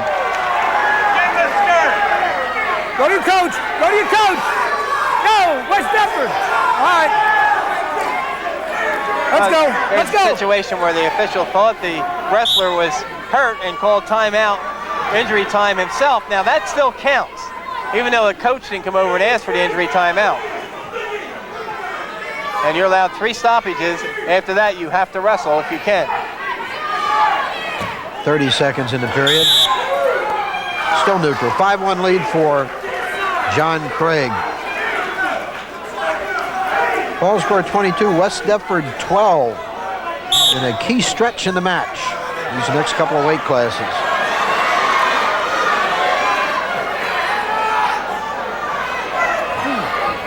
Two more for John Craig on the takedown. Now leads it 7-1. And if he had more mat space, Bob, he'd have easy back points, but he runs out of mat space. 3 seconds to go in the period. Nice cradle takedown by John Craig. And Richard Gaines calling for an injury timeout. Paul Marina, magnificent job as the head coach at Paulsboro High School, really following a legend in Bob Frederick, and he has certainly created his own legend, John. He sure has. You look at Bob Frederick's record when he was the head coach at Paulsboro, and you see him retire with 251 wins, 6 losses, 2 ties, and you say to yourself, geez, how can you better that? So far, Paul Marina is tracking him pretty closely. And Pete DiBiase, the West Deptford coach, talking to his wrestler, John Craig. 3 seconds to go in the period as Gaines is ready to resume action. Last time Paulsboro lost in the Colonial Conference, Bob, was on February 3rd, 1971 to Haddon Township. 12 weights back in those days, and ironically, Haddon Township that year only had 11 wrestlers. They always forfeited 1 weight class. Gary Mirza either wrestled 178 or heavyweight. End of 2, 7-1 lead, Craig over Gaines. Defense. Choose the defense.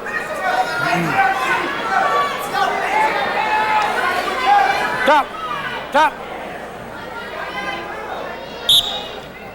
Bottom position for Craig, trying to switch out.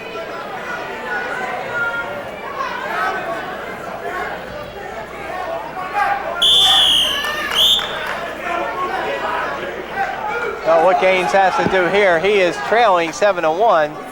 Obviously, he wants to keep his man down, not give up any more points, because shortly it could be a 4-point decision for a major. But at the same time, he's already been hit for stalling, so he has to keep wrestling. Craig extends Gaines. He doesn't run out of mat space, which he does. He could have gotten an escape or a reversal. Gaines doing a gutty job, but don't forget, he's only had 4 varsity matches. Comes into this bout with a 1-3 record. John Craig is having a magnificent year, 16-1. And a big reversal here. His lead is now 9-1. So John, now he has that other point secured. Right. If he can hold on to that differential. And of course, Gaines on the bottom again. He's been hit for stalling. He has to keep moving, has to get his head up off the mat, has to make an attempt to come off the bottom. Minute 10 to go. And there's a point. It's 10-1. Next one is 2 points. 1-1, 2 and out. See Joe Durillo checking with the scorebook, asking if the next one is 2, and in fact it will be 2. 50 seconds to Craig go. with a cradle. Oh my. Oh, brother. This gets 2 2. back points. This gets 2. It's 12-1. But Gaines has to keep moving. 33 seconds. 11-point differential.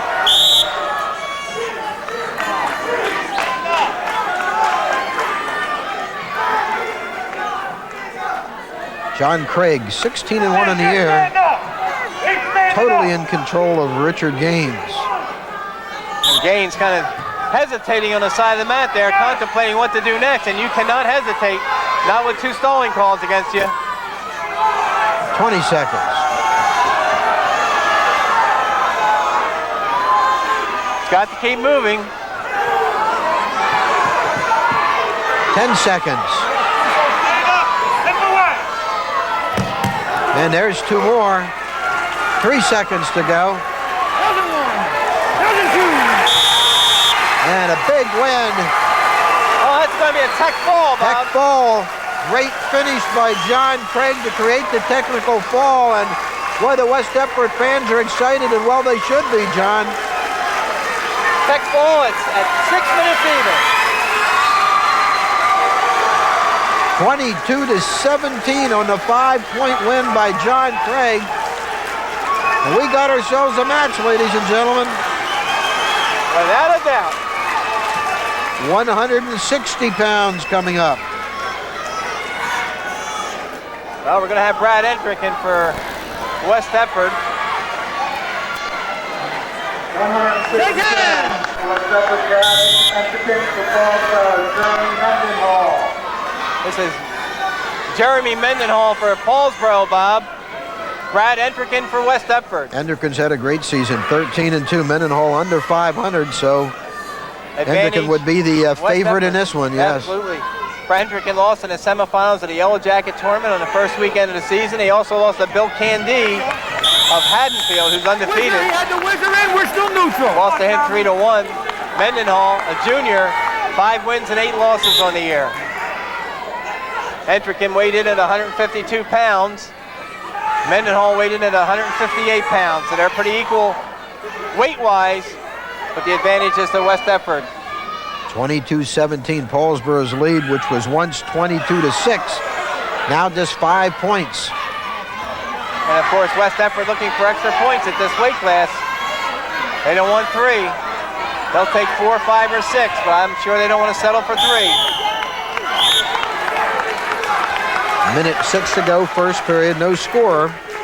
Endrick and Mendenhall.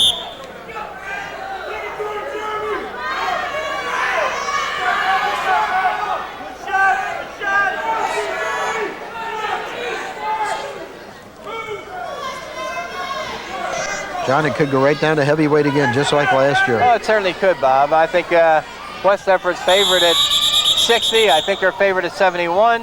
Got a double stall call.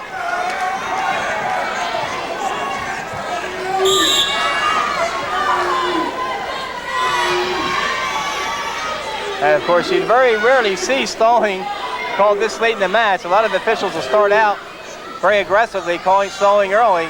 But as the match wears on, a lot of officials just kind of forget that stalling can still go on. Joe Durillo does not forget. 30 seconds to go, scoreless first period, Endrick and Mendenhall.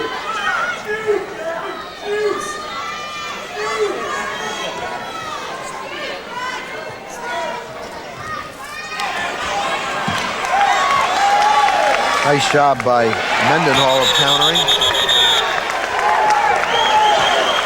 And Endrick might be slightly shaken up.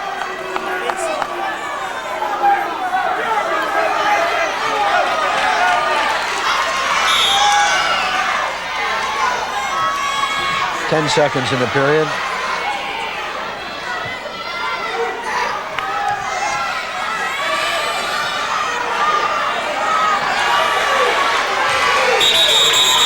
That's it. End of one period. No score.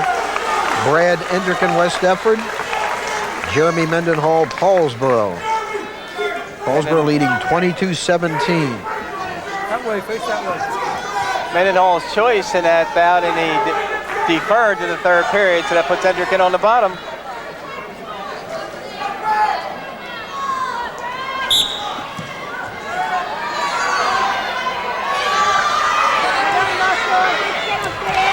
Nice job of breakdown by Mendenhall. Well, but the thing is, what are you going to be careful of here is there's been a double stall warning. So even though he breaks him down there, he's got to start working for a pin, get out perpendicular, can't ride parallel, because he could call for stalling. 13 seconds into the second period, still 0-0, Endricken Mendenhall. Caution, red! Get that foot back! Get that foot back! That foot has to go back! On top! Girillo's like a third announcer in this match, man. Well, and besides the hand on the navel and the other hand behind the elbow, you have to clear the back legs with your foot. Mendenhall trying to go for the near side cradle. Doing a fine job so far. I mean, you know, you have a wrestler here that has the credentials of Brad Endricken, 13-2, and Jeremy Mendenhall, 5-8. Doing a fine job. Still scoreless.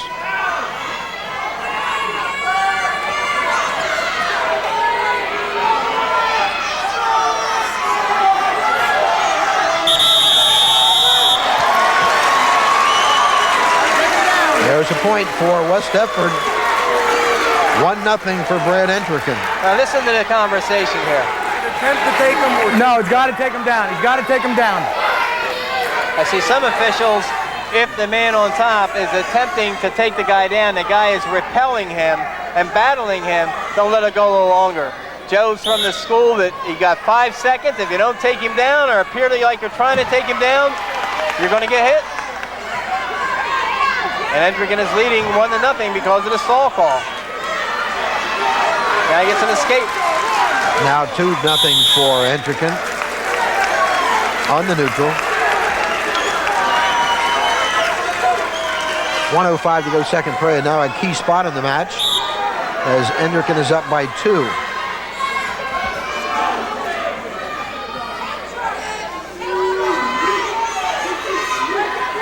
Well, the people that did make it in tonight, Bob, certainly got their money's worth. Well, it's been a fascinating match. Yes, it has. It's been a long way to go. Yeah, there's a takedown for Endricken. His lead now is 4-0, and the West Deptford fans really starting to heat up. You're down, you're down. 41 seconds to go in the second.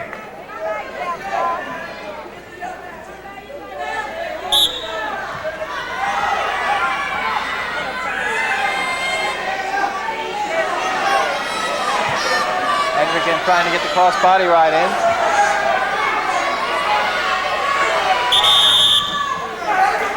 Stalemate called. With 27 seconds to go. Neither wrestler can improve his position, Bob, so top man had a cross-body ride in and wanted to work to turn his man over, but... Stay down, stay down, stay down, stay down. Mendenhall is hurt. Yes, he is in pain. Yes, Stay he down, is. stay down. Another default, and there's Wow. nothing illegal about this one. He may have hurt his wrist or his hand. He is definitely in pain. Yeah, or the ribs. Did not see what happened, John, did you? No, I think as he got broken down, either his ribs took a shot or his wrist took a shot, but I don't see him holding his wrist. Yeah, I saw, yeah. I don't Watch think his so. wrist in this, Bob, on the breakdown. Yeah, when I saw it come, when I was coming around. Right under his Yeah, body, it right looked under like. his body. Yeah. The right hand, the right wrist. His arm got caught right in the mat, okay? And that's, I guess the elbow went with it. And this is not an illegal. This is not an illegal hold, Bob, and nothing illegal about it. So if he cannot continue after the 2 minutes of injury time, Let me know when it's a minute. Hendricken will win by injury default and get 6 points for his team. Wow. 1 minute, Paul.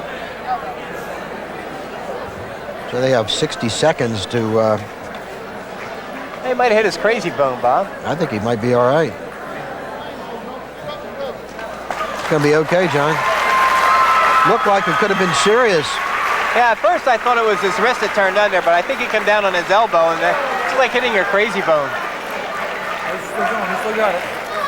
All right, 24 seconds to go, and Mendenhall said he's okay to resume. 30 seconds left. Let's go. 30 seconds of injury time remaining. Let's go. Let's go. Come on, Jeremy.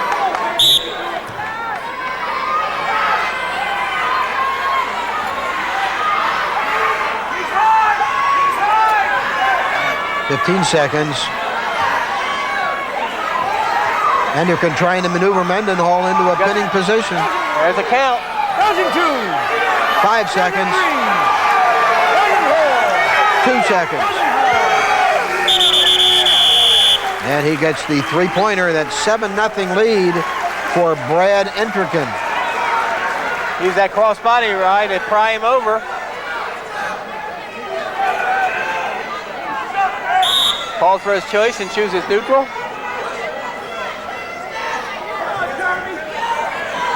Hendricken in on a single. Like a shark in the water now. 9-0 for Brad Hendricken.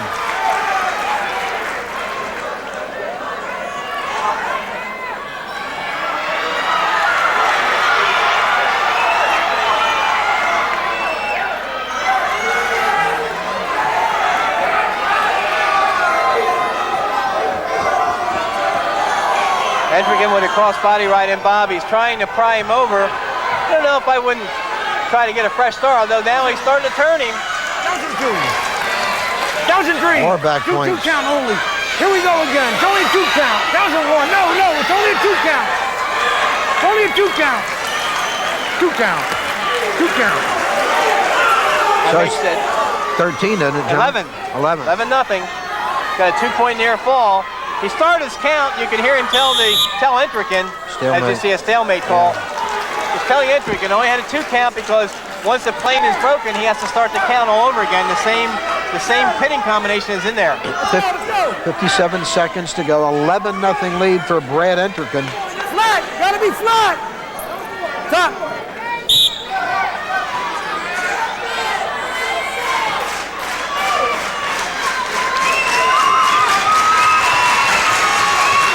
He's got to move on the bottom or he's going to get hit with stalling again. There's the pry again. Here we go. 1,001. 1,002. 1,003. More back points. 1,004. 1,000 high. 28 seconds in the period.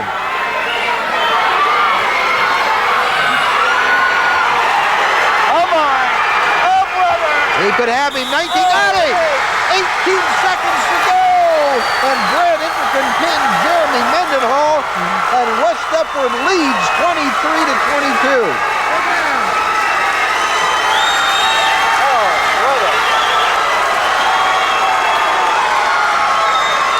West Deptford with 17 unanswered points to take the lead 23-22. Oh, the default, a big default, Bob. The injury default at 145 pounds. We're going to have Frank Damager from Paulsboro.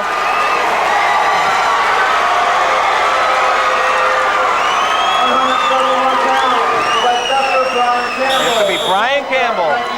Campbell and Damager? Right. Brian Campbell weighed in at 167.5 pounds. Damager on the first weigh-in weighed 152.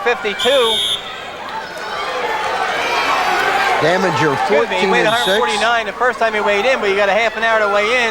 He later weighed in 152.5, which makes him eligible for this weight class. I think the matchup looked for here was Damager against Narcissi. But this is Brian Campbell, who's 11 and 6. He's a senior. Frankie Damager 14-6. He's a senior.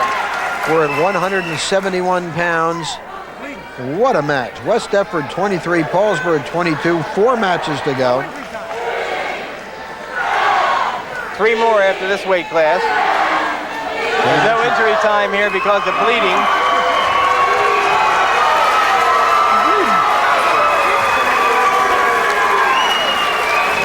That means that Tom Narcissi is going to be bumped up, and he's going to go against whoever Paulsboro sends out at 189 pounds. And there are 2 eligibles for Paulsboro. Ted Holloway, sophomore with a 0-1 record, and Wayne Hampton, a senior with a 1-0 record. Hampton's been hurt, recently signed with Rutgers on a football grant. Has not wrestled since the quad meet against Millville. He wrestled against Millville and his only match this year. Minute 33 to go, first period. Frank Damager, Paulsboro. Brian Campbell, West Deptford, 171 pounds. Paulsboro led 22-6, John, but then the key match of the night at 145, it's turned around ever since. Yes, it has. Pete DiBiase, you can imagine the butterflies he has at this point, trying to end the streak. Frank Daminger's father, Lou Daminger, wrestled on Paulsboro's 1967 team, and he was second in the districts. It was blood, Pete. He just wrapped it. It was blood. He wrapped it so he won't keep stopping it. Nah, not at all. Oh, what a big match this is. Daminger and Campbell. West Deptford up by a point. It's a huge match.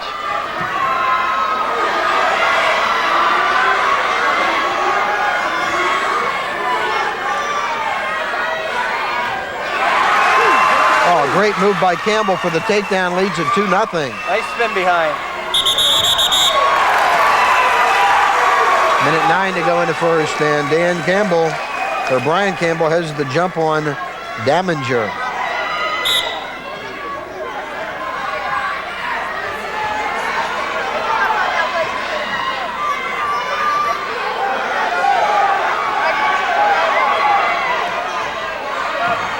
Campbell's got to be careful riding the leg. Oh my, almost. There's a neutral. Daminger gets a point, trails 2-1. Campbell kind of got overextended, and Daminger almost caught him with a pry.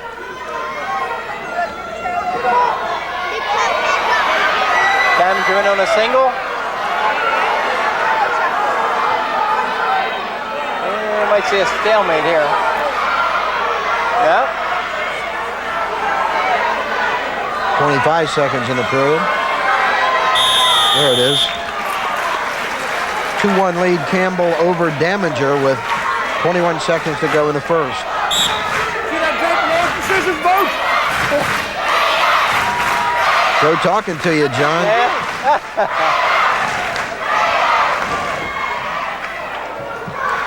Joe's alert, there's no doubt about it. Neutral, got the whizzer in. I like Durillo. I think he's called a great match, John. He certainly has. He's on fire tonight. 2 seconds. The end of one period at 171 pounds. West Deptford's Brian Campbell leading Frank Daminger 2-1. It's just about as tight as you can get it. 23-22 West Deptford. 17 points in a row.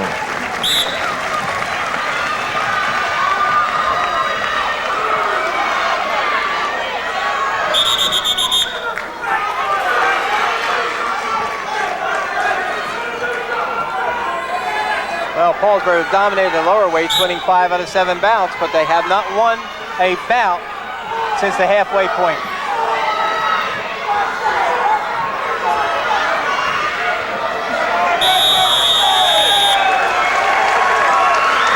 Stall warning against Campbell. Well, there again, when the bottom man gets to his feet and you're the offensive wrestler, you have to get him to the mat.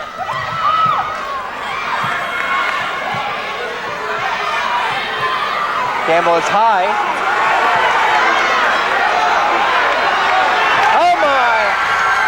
God, Campbell, a good job to go off his back in a hurry. Oh, it's 2-2 on the neutral by Campbell, or by Damager. And now Campbell indicating he may be injured. That looks like he got a little bit of a cramp in the calf. Being attended to.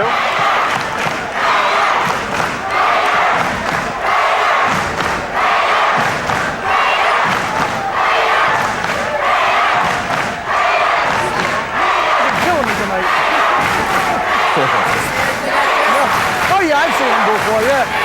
I've seen him, I like him like this. Joe Durillo commenting to the coaches from West Deptford. He likes it like this. Well, it certainly is worth everybody's money. All right, they're back to square one. 2-2 tie, neutral position, 1:15 to go second period.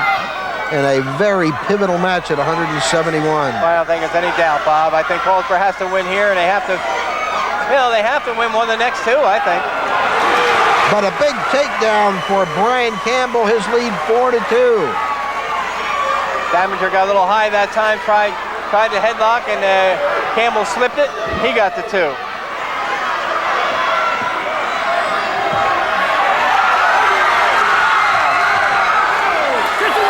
No back point. 1 count. 40 seconds in the period.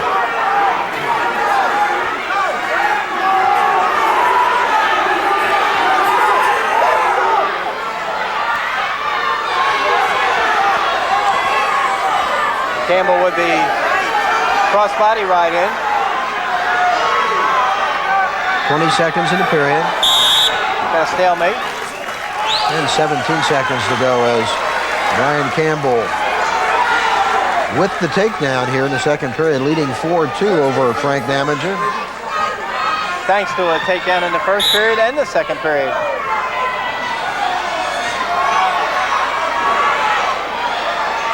Ten seconds.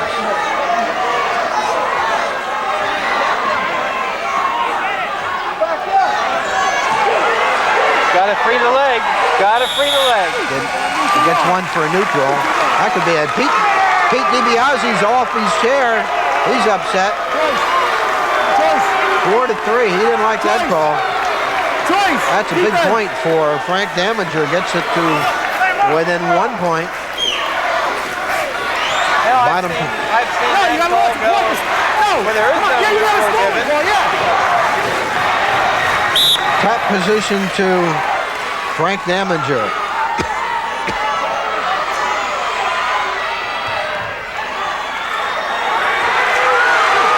Big reversal for Campbell, 6-3. Terrific move by Brian Campbell. The Grammy roll. Pressure on Damager. He's down 6-3, so he has to get out. Somehow has to find 3 points just to tie it up.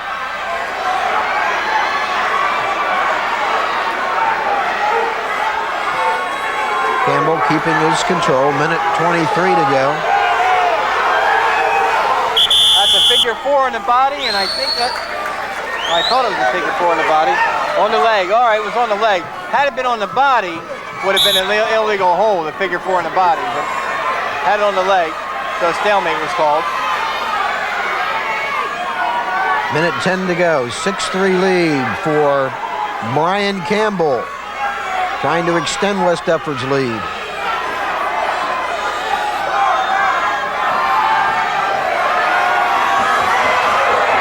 "55 seconds to go. Easy with that arm. Potentially dangerous on the shoulder. 52 seconds. Oh, a lot of pressure on Frank Damager. Both wrestlers. Yep. Second timeout for the West Deptford wrestler. Yeah, I know it. That was a neutral all the way. He had a neutral before I when he gave it. He was, the hips were out. You just want to hold on to call it? Yeah, no, yeah. All right. Yeah. Pete, I called that 1,000,000 times for Pete in his life. Now, Joe Durillo explaining why he gave the neutral at the end of that was, I know it. second period. 52 seconds to go. Damager needs to do some work on the bottom, trailing by 3.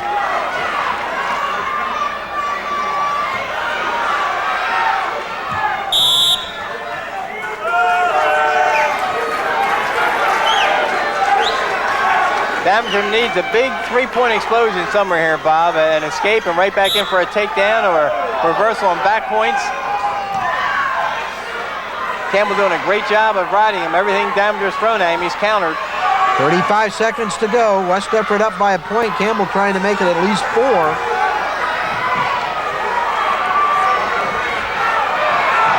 "25 seconds to go. Campbell getting high. And 20 seconds. Brian Campbell leading Frank Daminger 6-3. Good move on West Deptford's part to have Brian Campbell here and move Narcissi up to 89.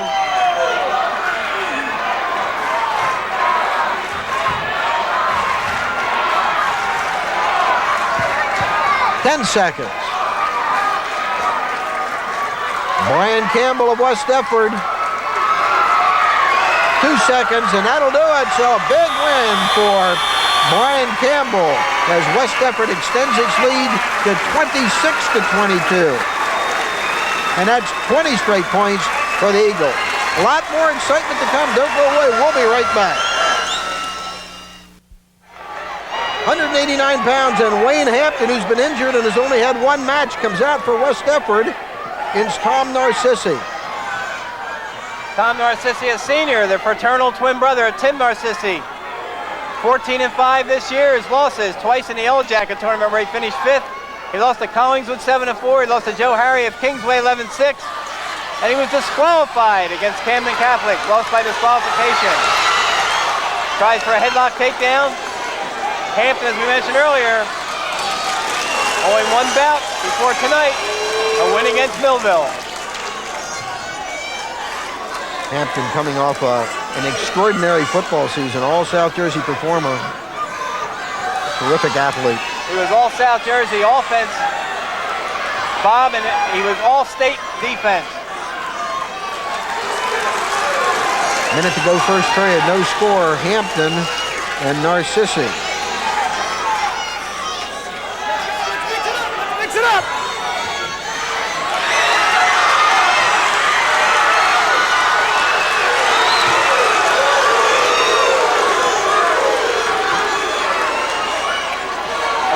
Narcissi wins here, Bob, and Mike Shields wins to the next weight class. You have a meet that is clinched, and Paulsboro can't win it. This is so pivotal for Paulsboro. A lot of pressure on Hampton. Great job fighting it off. 25 seconds.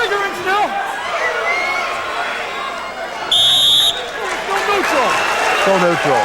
Well, Paulsboro fans trying to rally Wayne Hampton, and the West Deptford fans sensing the end of the streak, John. They are really into this. They're inches away, inches away. If they win this bout, all the pressure is on John David against Mike Shields. Of course, last year all the pressure was on Mike Shields. I got a 2 takedown given and injury time. Narcissi injured, and they're coming out again. Boy, that's been a lot of injury timeouts in this match. His head hit the mat. The forehead hit the mat. All right, the explanation there as Hampton was getting the takedown and spinning behind. Narcissi's head come down, forehead come down, hit the mat. That's why the 2 points was given. And another injury timeout. 2-0 lead Hampton. We're at 189 pounds. West Paulsboro led this match 22 to 6. It is now 26-22. 20 unanswered points by West Deptford. Yeah, 2-0. He had to have a takedown. 2-0. Yes. 2-0. All right. Wayne Hampton heading to Rutgers, John. Yes. Yes, he is. Yes. Well, I'm happy for Hamp. He's been a starter with the Red Raider football team since his sophomore year. He's worked very hard. He's made quite a sacrifice this year. He could have just thrown this season right out the window and worked on building his weight up for college, but he also runs track and field, and he wants to do that for Paulsboro also this year. End of 1, 2-0 lead Hampton. West Deptford choice. Defense, he chooses the defense.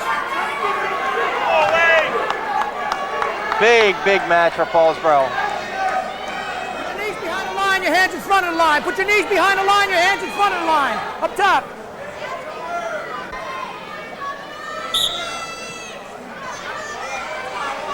What you're dealing with here, Bob, is Tom Narcissi, who has wrestled 19 times coming in this bout against Wayne Hampton. As good an athlete as he might be, having only wrestled one time.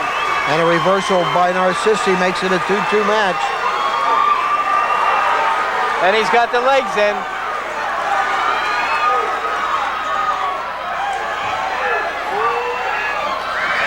And a reversal by Hampton leads it 4-2.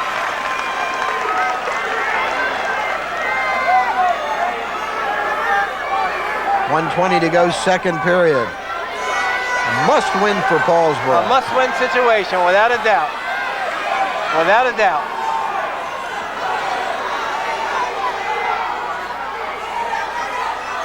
Hampton was sailing along last year, come district time, Bob, and in the quarterfinals of the districts, he was pinning his opponent, got his back too far over, was called for a defensive pin, and lost. 4-3 lead on the neutral by Narcissi. 45 seconds to go in the second. Single by Hampton. Took the shot from too far out, Bob. He got extended. He's got to get his knees up under him. Kind of a stalemate situation.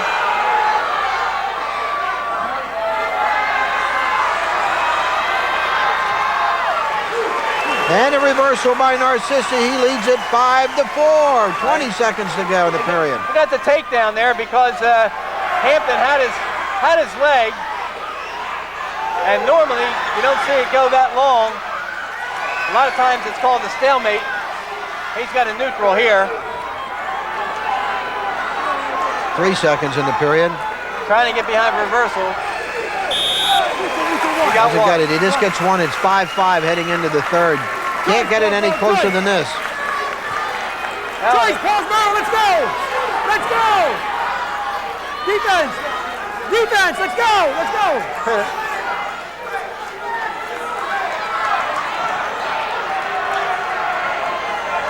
Pete DiBiase hitting over there when Hampton was laying down. His coaches told him to take defense, go on the bottom. And from laying down on the mat, Hampton sort of indicated up, but what he meant was down. Oh my, oh my. Potentially dangerous call by Derillo. West Deptford injury timeout. And Narcissi needs a timeout. Record number of injury timeouts tonight, John? Oh my goodness gracious. 1 minute left. 1 minute left. Yeah, we'll get it. Bob, you could cut it with a knife when you were walking in here tonight. The atmosphere, the tension, the streak on the line. West Deptford has wrestled cut the so injury well. time. Take care of that blood. And Cut they the got injury that time. Cut the injury got the time. injury default win, which was that's part of the sport, part of wrestling. Huh? All right. All right, let's go. Let's go. Let's go. Let's go. 1:51 to go, 5-5. Hampton and Narcissi. 189-pound match, 2 matches to follow. And Hampton with a lot of pressure on his shoulders. He really has to win this match if Paulsboro hopes to pull this one out.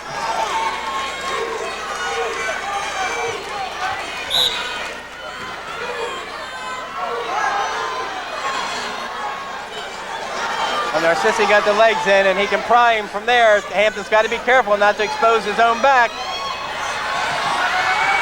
Oh my! Oh my! Oh my!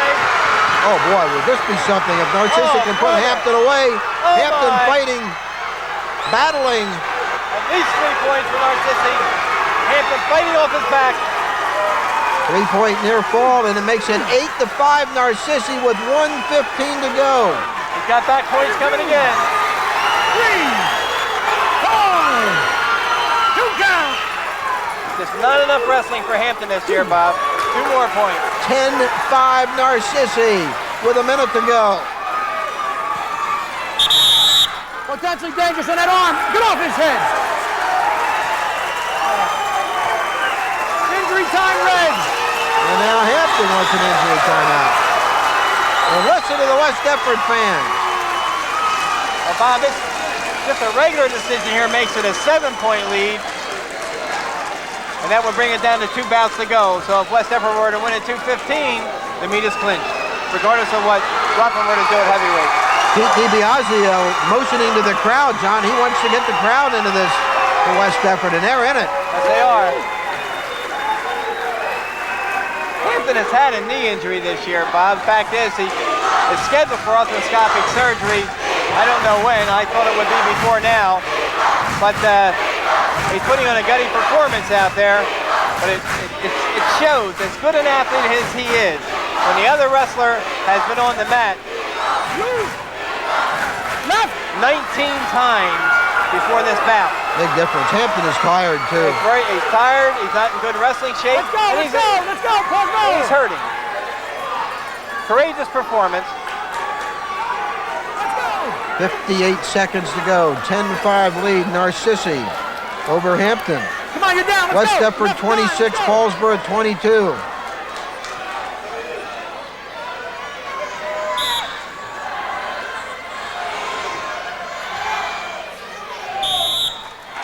$53 seconds.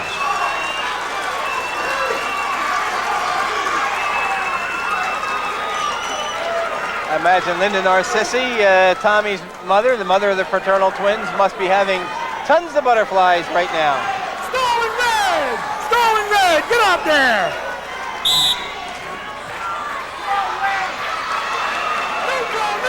Hampton gets a point, 10-6, needs a takedown quickly, 45 seconds. Or some kind of a throw. If he can get some kind of a throw, he needs more than two. There's a takedown for Narcissi, 12-6 with 30 seconds to go. This bout's over, Bob. This bout's over, and the streak, it may be over. 25 seconds. Got at least two back points. 14-6, so he's got a 4-point decision right now if that holds. 10 seconds to go. 7 seconds. Narcissi is going to defeat Hampton, and West Deptford closing in on ending the streak. That'll do it. A three-point near fall. 17-6 win for Narcissi. Paulsboro forced to win the last two matches if they're going to pull this out. It's 30-22. Let's go, let's go. Get your head here.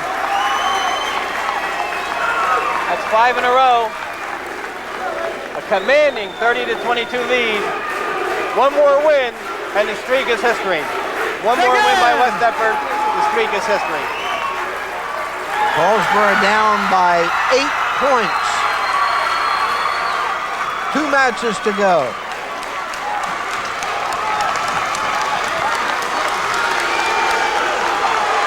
John David of Paulsboro and Mike Shields of West Deptford. All the pressure in the world on John David.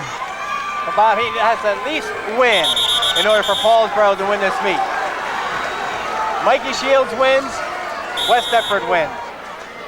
And of course, in 1968, it was Mike's father, Jimmer Shields, that handed Gene Barber his first loss that season and helped West Deptford hand Paulsboro its last loss in this series.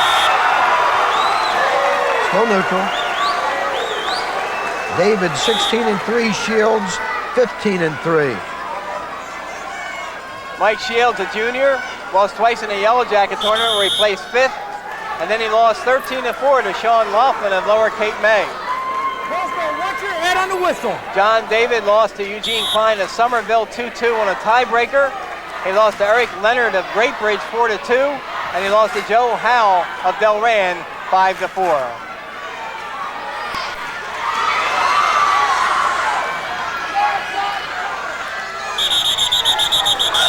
1:16 to go.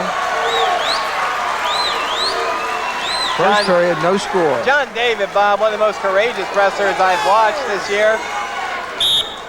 Of course, not being as tall as a lot of his opponents, that has to be a decisive factor. You've seen Mike Shields come close to throwing him. But John David has the heart of a lion.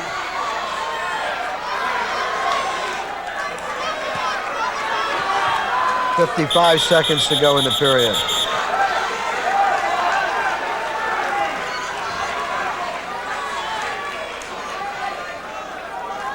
course, Mike Shields, Bob, has been through the mill the last 2 years. A year ago, the Paulsboro West Deptford match came right down to him, and he put Jermaine Ruffin on his back. And in the first period, Ruffin fought his way off his back and back to win 10-6.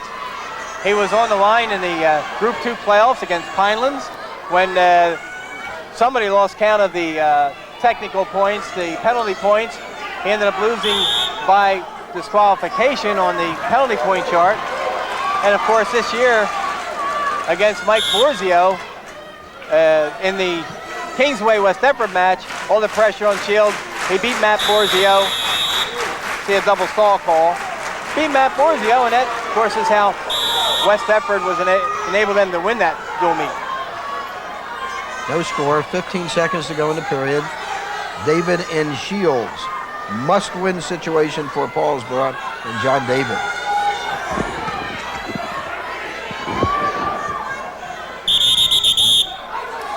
Three seconds in the period.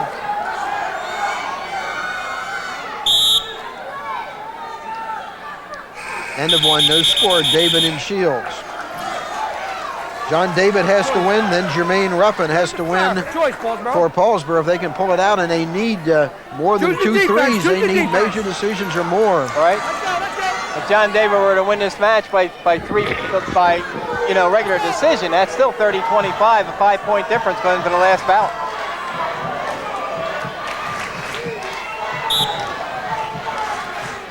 Bottom position for David, starting the second.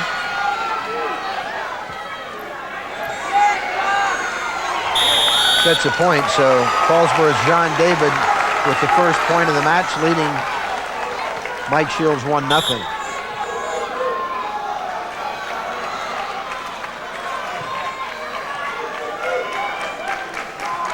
John David, of course, a very big win against Collingswood in the dual meet. Fought Steve Dybus and pinned him in the first period with a throw. So even though he was almost thrown in this bout by Mike Shields, he's certainly capable of a big throw also. 1:29 to go in the second.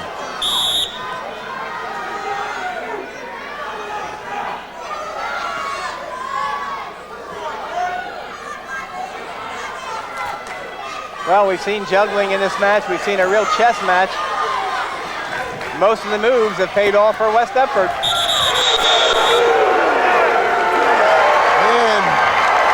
David gets the takedown, 3-0 for Paulsboro's John David. That gets the Paulsboro fans, John, who've been quiet lately, and understandably so, that gets them back in the match a little bit.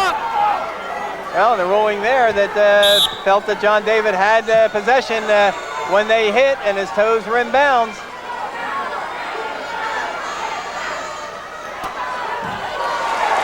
John David has to keep working. He's at a height disadvantage, so he has to work. 50 seconds, second period. Potentially dangerous call by Durillo.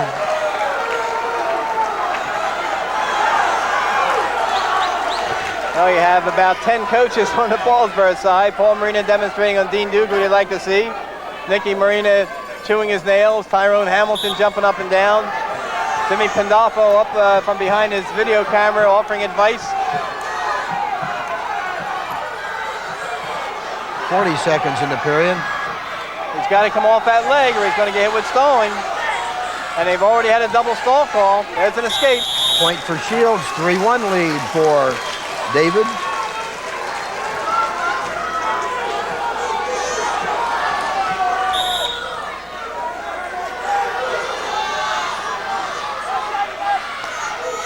John David has to keep the pressure on. He has to keep motion going. 20 seconds in the period.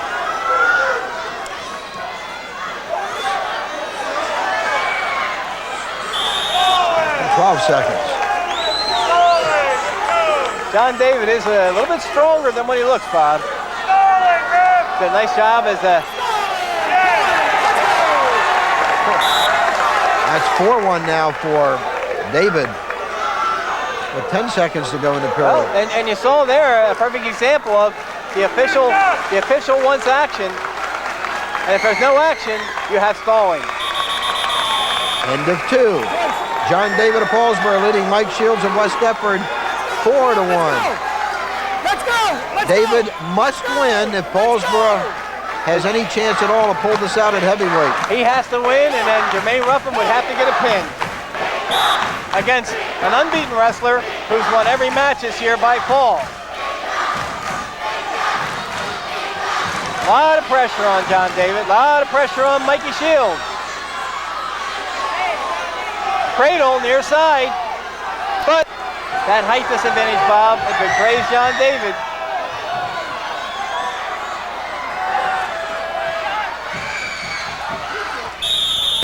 And Shields gets the point, 4-2. He's back in it. Takedown can get it even.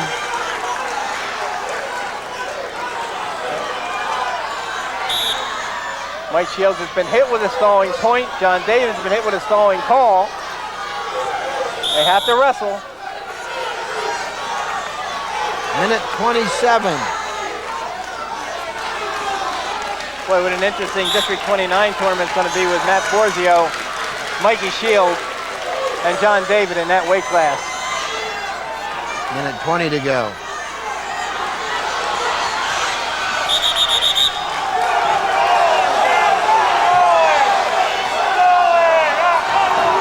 Another injury timeout. Surprise, surprise.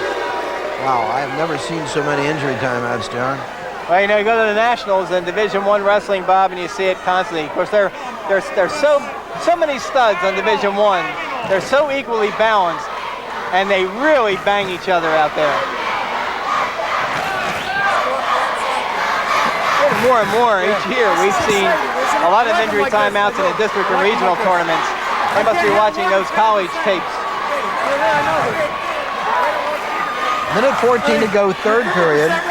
John David of Paulsboro leading Mike Shields 4-2. And David must win. Must win if Paulsboro has any hope to continue its streak. Boy, a few years ago, Paulsboro was in a great match with Paul VI High School over at Paul VI, where it came right down to heavyweight. And Darren Dubdansky was involved, and he had to get an escape in order to prevent a major decision in order for Paulsboro to win at that time.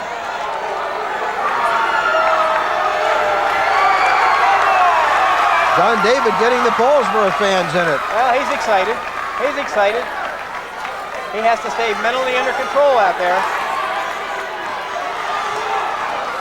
David leading by 2, has to win.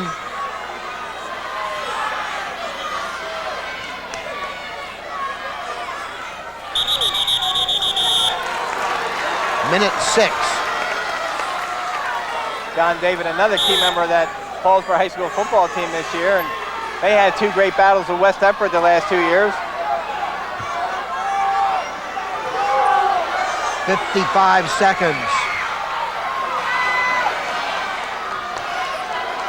Well, earlier today, Paul Marina had his boys in to roll around, and he told them this is what it's all about. It's going to be a great match tonight, and this is what you've worked for. All the hours of practice, all the hours of running, the sacrifices of cutting weight. This is what it comes down to. 35 seconds to go. David by 2, he's got to win. West Deptford has won 5 bouts in a row, Bob. They need this. Paulsboro needs it to stop the bleeding.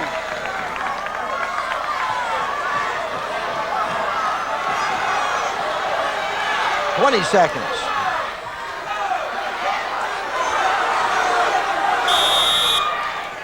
15 seconds to go, and if David can hold on, it'll get down to heavyweight just like last year. Almost a caution there by Mike Shields. Before the whistle blew, he was rolling. 10 seconds. 5 seconds to go. Amazing. Simply amazing. 3 seconds. And a takedown, that'll do it for David. He'll win it. Final score 6-2. John David of Paulsboro defeats Mike Shields and gives the Raiders a chance to win it at heavyweight. It's going to come down to the final match. Right down to the end. You couldn't write the script any better. Jermaine Ruffin and Pat Paley's. Ruffin 17-1. Paley's undefeated, all pins at 7-0, and what a finish. listen to the fans.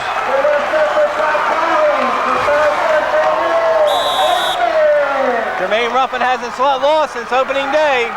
17-1. He got pinned by Anthony Cassiano of Caldwell in the finals of the Caldwell tournament.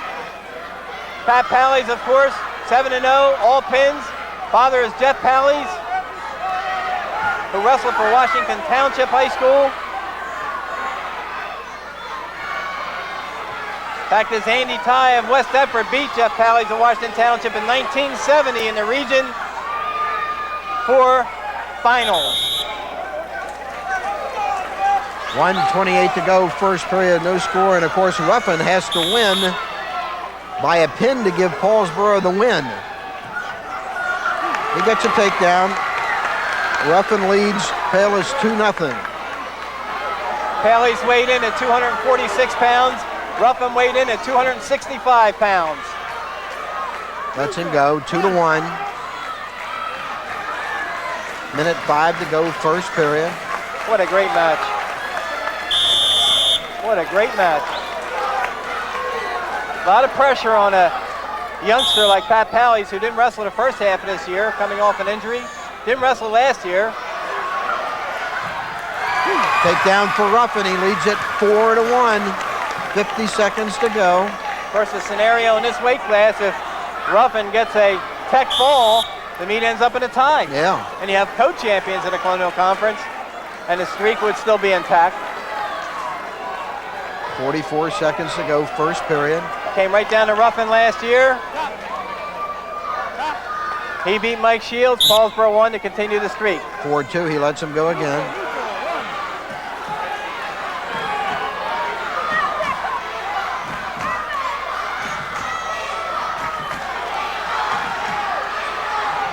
Seconds in the period.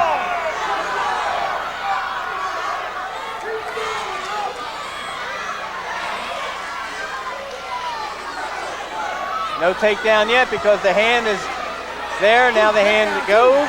Takedown. 6-2 Ruffin, 13 seconds in the period. Well, with Paley's pinning a lot of people this year, Bob, chances are he hasn't been in the third period very often. See him hit with a stalling call. 2 seconds, one, that'll do it for the first. So Jermaine Ruffin of Paulsboro with a 6-2 lead over Pat Paley's, but a 3-pointer or a 4-pointer won't do it. Needs a technical fall to tie, needs a pin to win it for Paulsboro and keep the streak alive. West Deptford takes the bottom.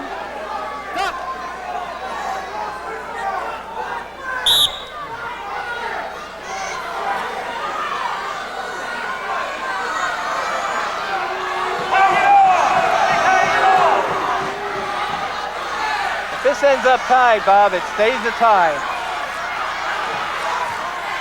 When you go to group competition where a team has to advance, then they have a list of criteria to follow so a team can advance. 6-3 on the neutral by Palis.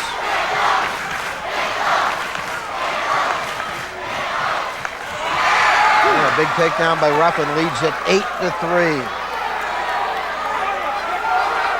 1:20 to go. Second period.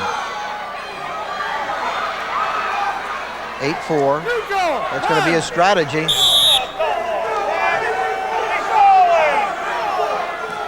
Palis looks like he might be hurt, John. Well, he was hurt earlier this year, too, and he didn't start wrestling till midway through the season. Another injury timeout. On a record-breaking pace. As they tend to, Pat Paley's on the side there. In the background, you see Paul Marina down in the mat with Jermaine Ruffin, kind of indicating what he'd like to see him try from the top position. Minute 8 to go, second period. An 8-4 lead, Ruffin over Palis, but the more important numbers, 30-25, West Deptford leading Paulsboro. Pete DiBiase chewing on a fingernail. It would be the biggest win in his career, John. This ranks right up there with the state championship down in Atlantic City last year for length of match. I've never seen so many injury timeouts, and of course we got set back with a half-hour delay tonight when we had an injury default at 110 45 pounds. Mike Kendrick winning by injury default over Jason Brown as a result of a slam, 37 seconds into the first period. We're neutral. We're neutral. We're neutral. I think we're neutral. We're neutral.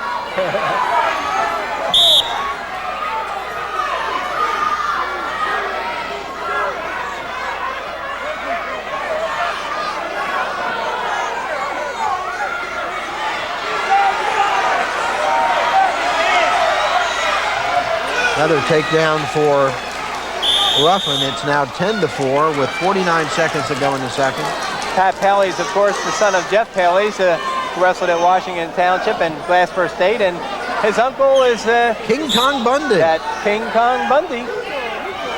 Chris 10-5. Paley's, who wrestled for Washington Township. Another takedown. Ruffin all over Palace. 12-5. 41 seconds to go in the second. I guess we'll just keep letting him go now, John. It's got to be a strategy. He's got to at least get to the tech fall. Well, he's gonna let him go here again, I think. No, he didn't let him go. He started the freestyle start, but came in for the near side cradle.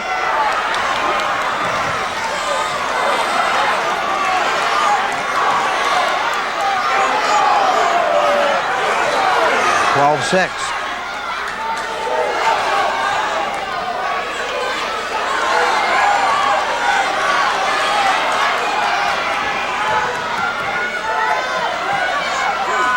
Another takedown for Ruffin. It's 14-6, 10 seconds to go. Another point for a stall, 15-6, 3 seconds to go. That'll do it for 2 periods. Ruffin building a big lead, 15-6. But remember, if Paulsboro is going to win this outright, he's got a pin. He's got a pin, or he's got to win by disqualification because of stalling. The next one is 2 points. What'd you choose? Down? A neutral? No. All right. You told it first time. All right. Yes, you did. Yes, you're right. Yes, you're right. So Ruffin will take the bottom position.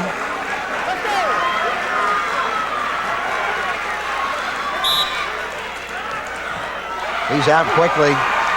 17-6. That's 11-point differential. John, we could have a tie match, you know that? We certainly could.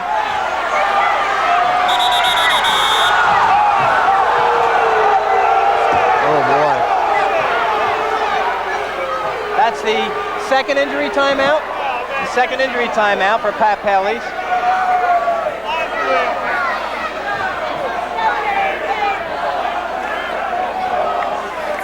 Boy, this has been one of the strangest athletic events, John, that I can recall seeing. Well, what Ruffin has to do now, he has to keep the pressure on because there's a minute 45 left in the match. If Paley's gets hit with another stalling call, it's a 2-pointer. That's the second injury time.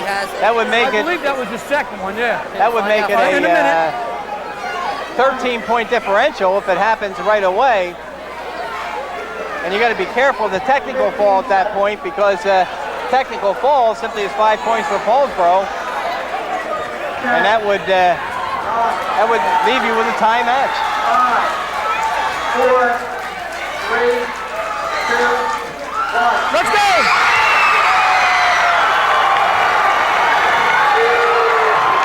John. He cannot continue. He wins by default. Injury default. Paulsboro wins the meet. Unbelievable. Unbelievable. Paulsboro has won the match as Pat Paley's is unable to continue. And look at the Paulsboro fans. This is an incredible development. Final score, 31-30. What an incredible development. Good job, Gus. Good job. This is amazing. Amazing. Did an outstanding job. Thank you. Thanks, Dennis. Thank you, Dennis. Pat Paley's unable to continue. Everybody gonna His 6-point win No. on the injury default. Amazing. Mike Jackson. Amazing. 31-30 final score. Paulsboro wins. John, it looked impossible. Well, it looked impossible, but that's that Paulsboro pride. That's the mystique of this place. That's 209 in a row. in the Colonial Conference. That's the 28th consecutive win over West Deptford, the 25th consecutive Colonial Conference title for Paulsboro. All right, They keep their unbeaten streak alive for 46 weeks. All right, we're going to take time out from Paulsboro. Final score, Paulsboro 31, West Deptford 30. We'll come back and wrap this up after this.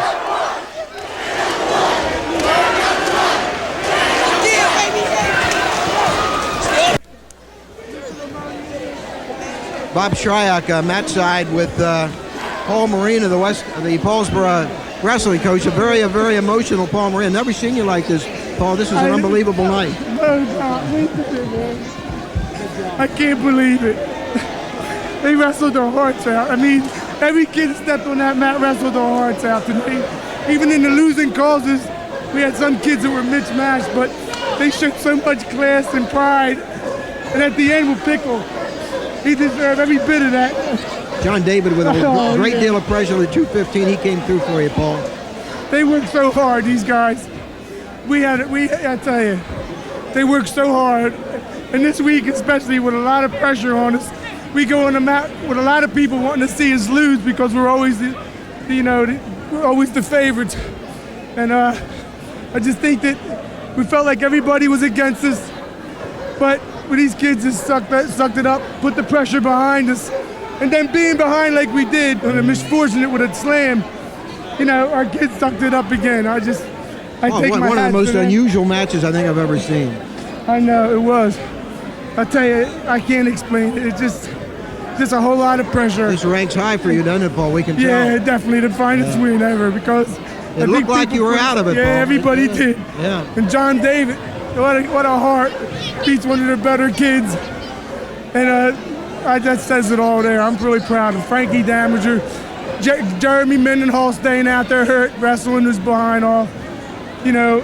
G Gaines, he got teched. But if he would have got pinned, it would have been a tie match at this point. You can go all the way down David Gibbon, then me and Green. You go all down the lineup, and it was a total effort.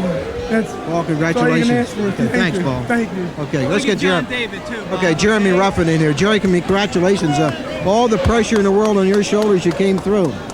Yeah, can never let my team down. I don't care what the circumstances is. You knew what you had to do, Jeremy. What was your strategy? To wear him down, because I knew he wasn't going to be able to stay with me on the mat. Were you surprised you couldn't continue? Yeah, I was surprised. I thought he was going to get up, What were you going to do in that third period had he come back? I can go for a pin any way I know how. Go for a pin. You've had a lot of great athletic accomplishments here, but how about this individually for you? Not only the team, but individually for you, winning this match, keeping the streak alive. It's great for me, but, I love my team. I'm good for my team every time. Every time, if it comes down to me, I'm always there for them. This is always going to be a team thing for me. Congratulations, Jeremy. Okay, let's get John David in here. All right, Bob, without John David, that doesn't come down on Jermaine Ruffin's shoulders. John David's one of the most courageous wrestlers I've seen all year, from Deep Creek all the way to here. You had to win it. You knew that, John. I knew I had to win it, but I want to go for the pin so I can take some pressure off Jermaine's shoulders. But he told me, just go out there, wrestle your match. Don't worry about pinning, lead after me. So I'm like, all right. I just go out there, I wrestle my match, I stay low, I watch for the headlock. I looked at the coaches, listened to them, did everything I had to do. Everything worked out for itself. You look confident. Yeah. After Jason Brown's match, I just went mad. I just went wild. I went in the locker room, started jumping some rope. Let's do some music. Try to get my mind together, try to think. Just get my mind together for the match. You had the pressure on you. There You gave was. Ruffin a chance. Congratulations, John. Thank you. Okay. Take care, man. John Vogeding, I've seen a lot of strange athletic events in my time. So have you. This has got to rank near the top. Oh, Bob, it does. The first Pemberton-Paulsboro match, the group championships, the colonial championships. West Deptford has a great wrestling team. We figured this out on paper ahead of time. It could go either way. Paulsboro's in the driver's seat. West Deptford fought back. They deserved a better fate, but the mystique goes on. 209 consecutive Colonial Conference wins, 28 years of consecutive wins over West Deptford. Truly amazing. I don't think you can minimize the effort West Deptford put up tonight, John. Not at all. They did a great job. I thought that when Paulsboro got Casey Brown out there in a position against Vespi, that was in Paulsboro's favor. Vespi had wrestled a courageous bout. He won. That set the table. They got an injury default on a very good slam call. That certainly was a slam. Paulsboro stared adversity in the face, and they came back from it. John, always good working with you. I appreciate it very much. You did a terrific job as usual. Thank you, Bob. Okay, a final score again from Paulsboro High School. The Red Raiders 31, West Deptford 30. The streak continues.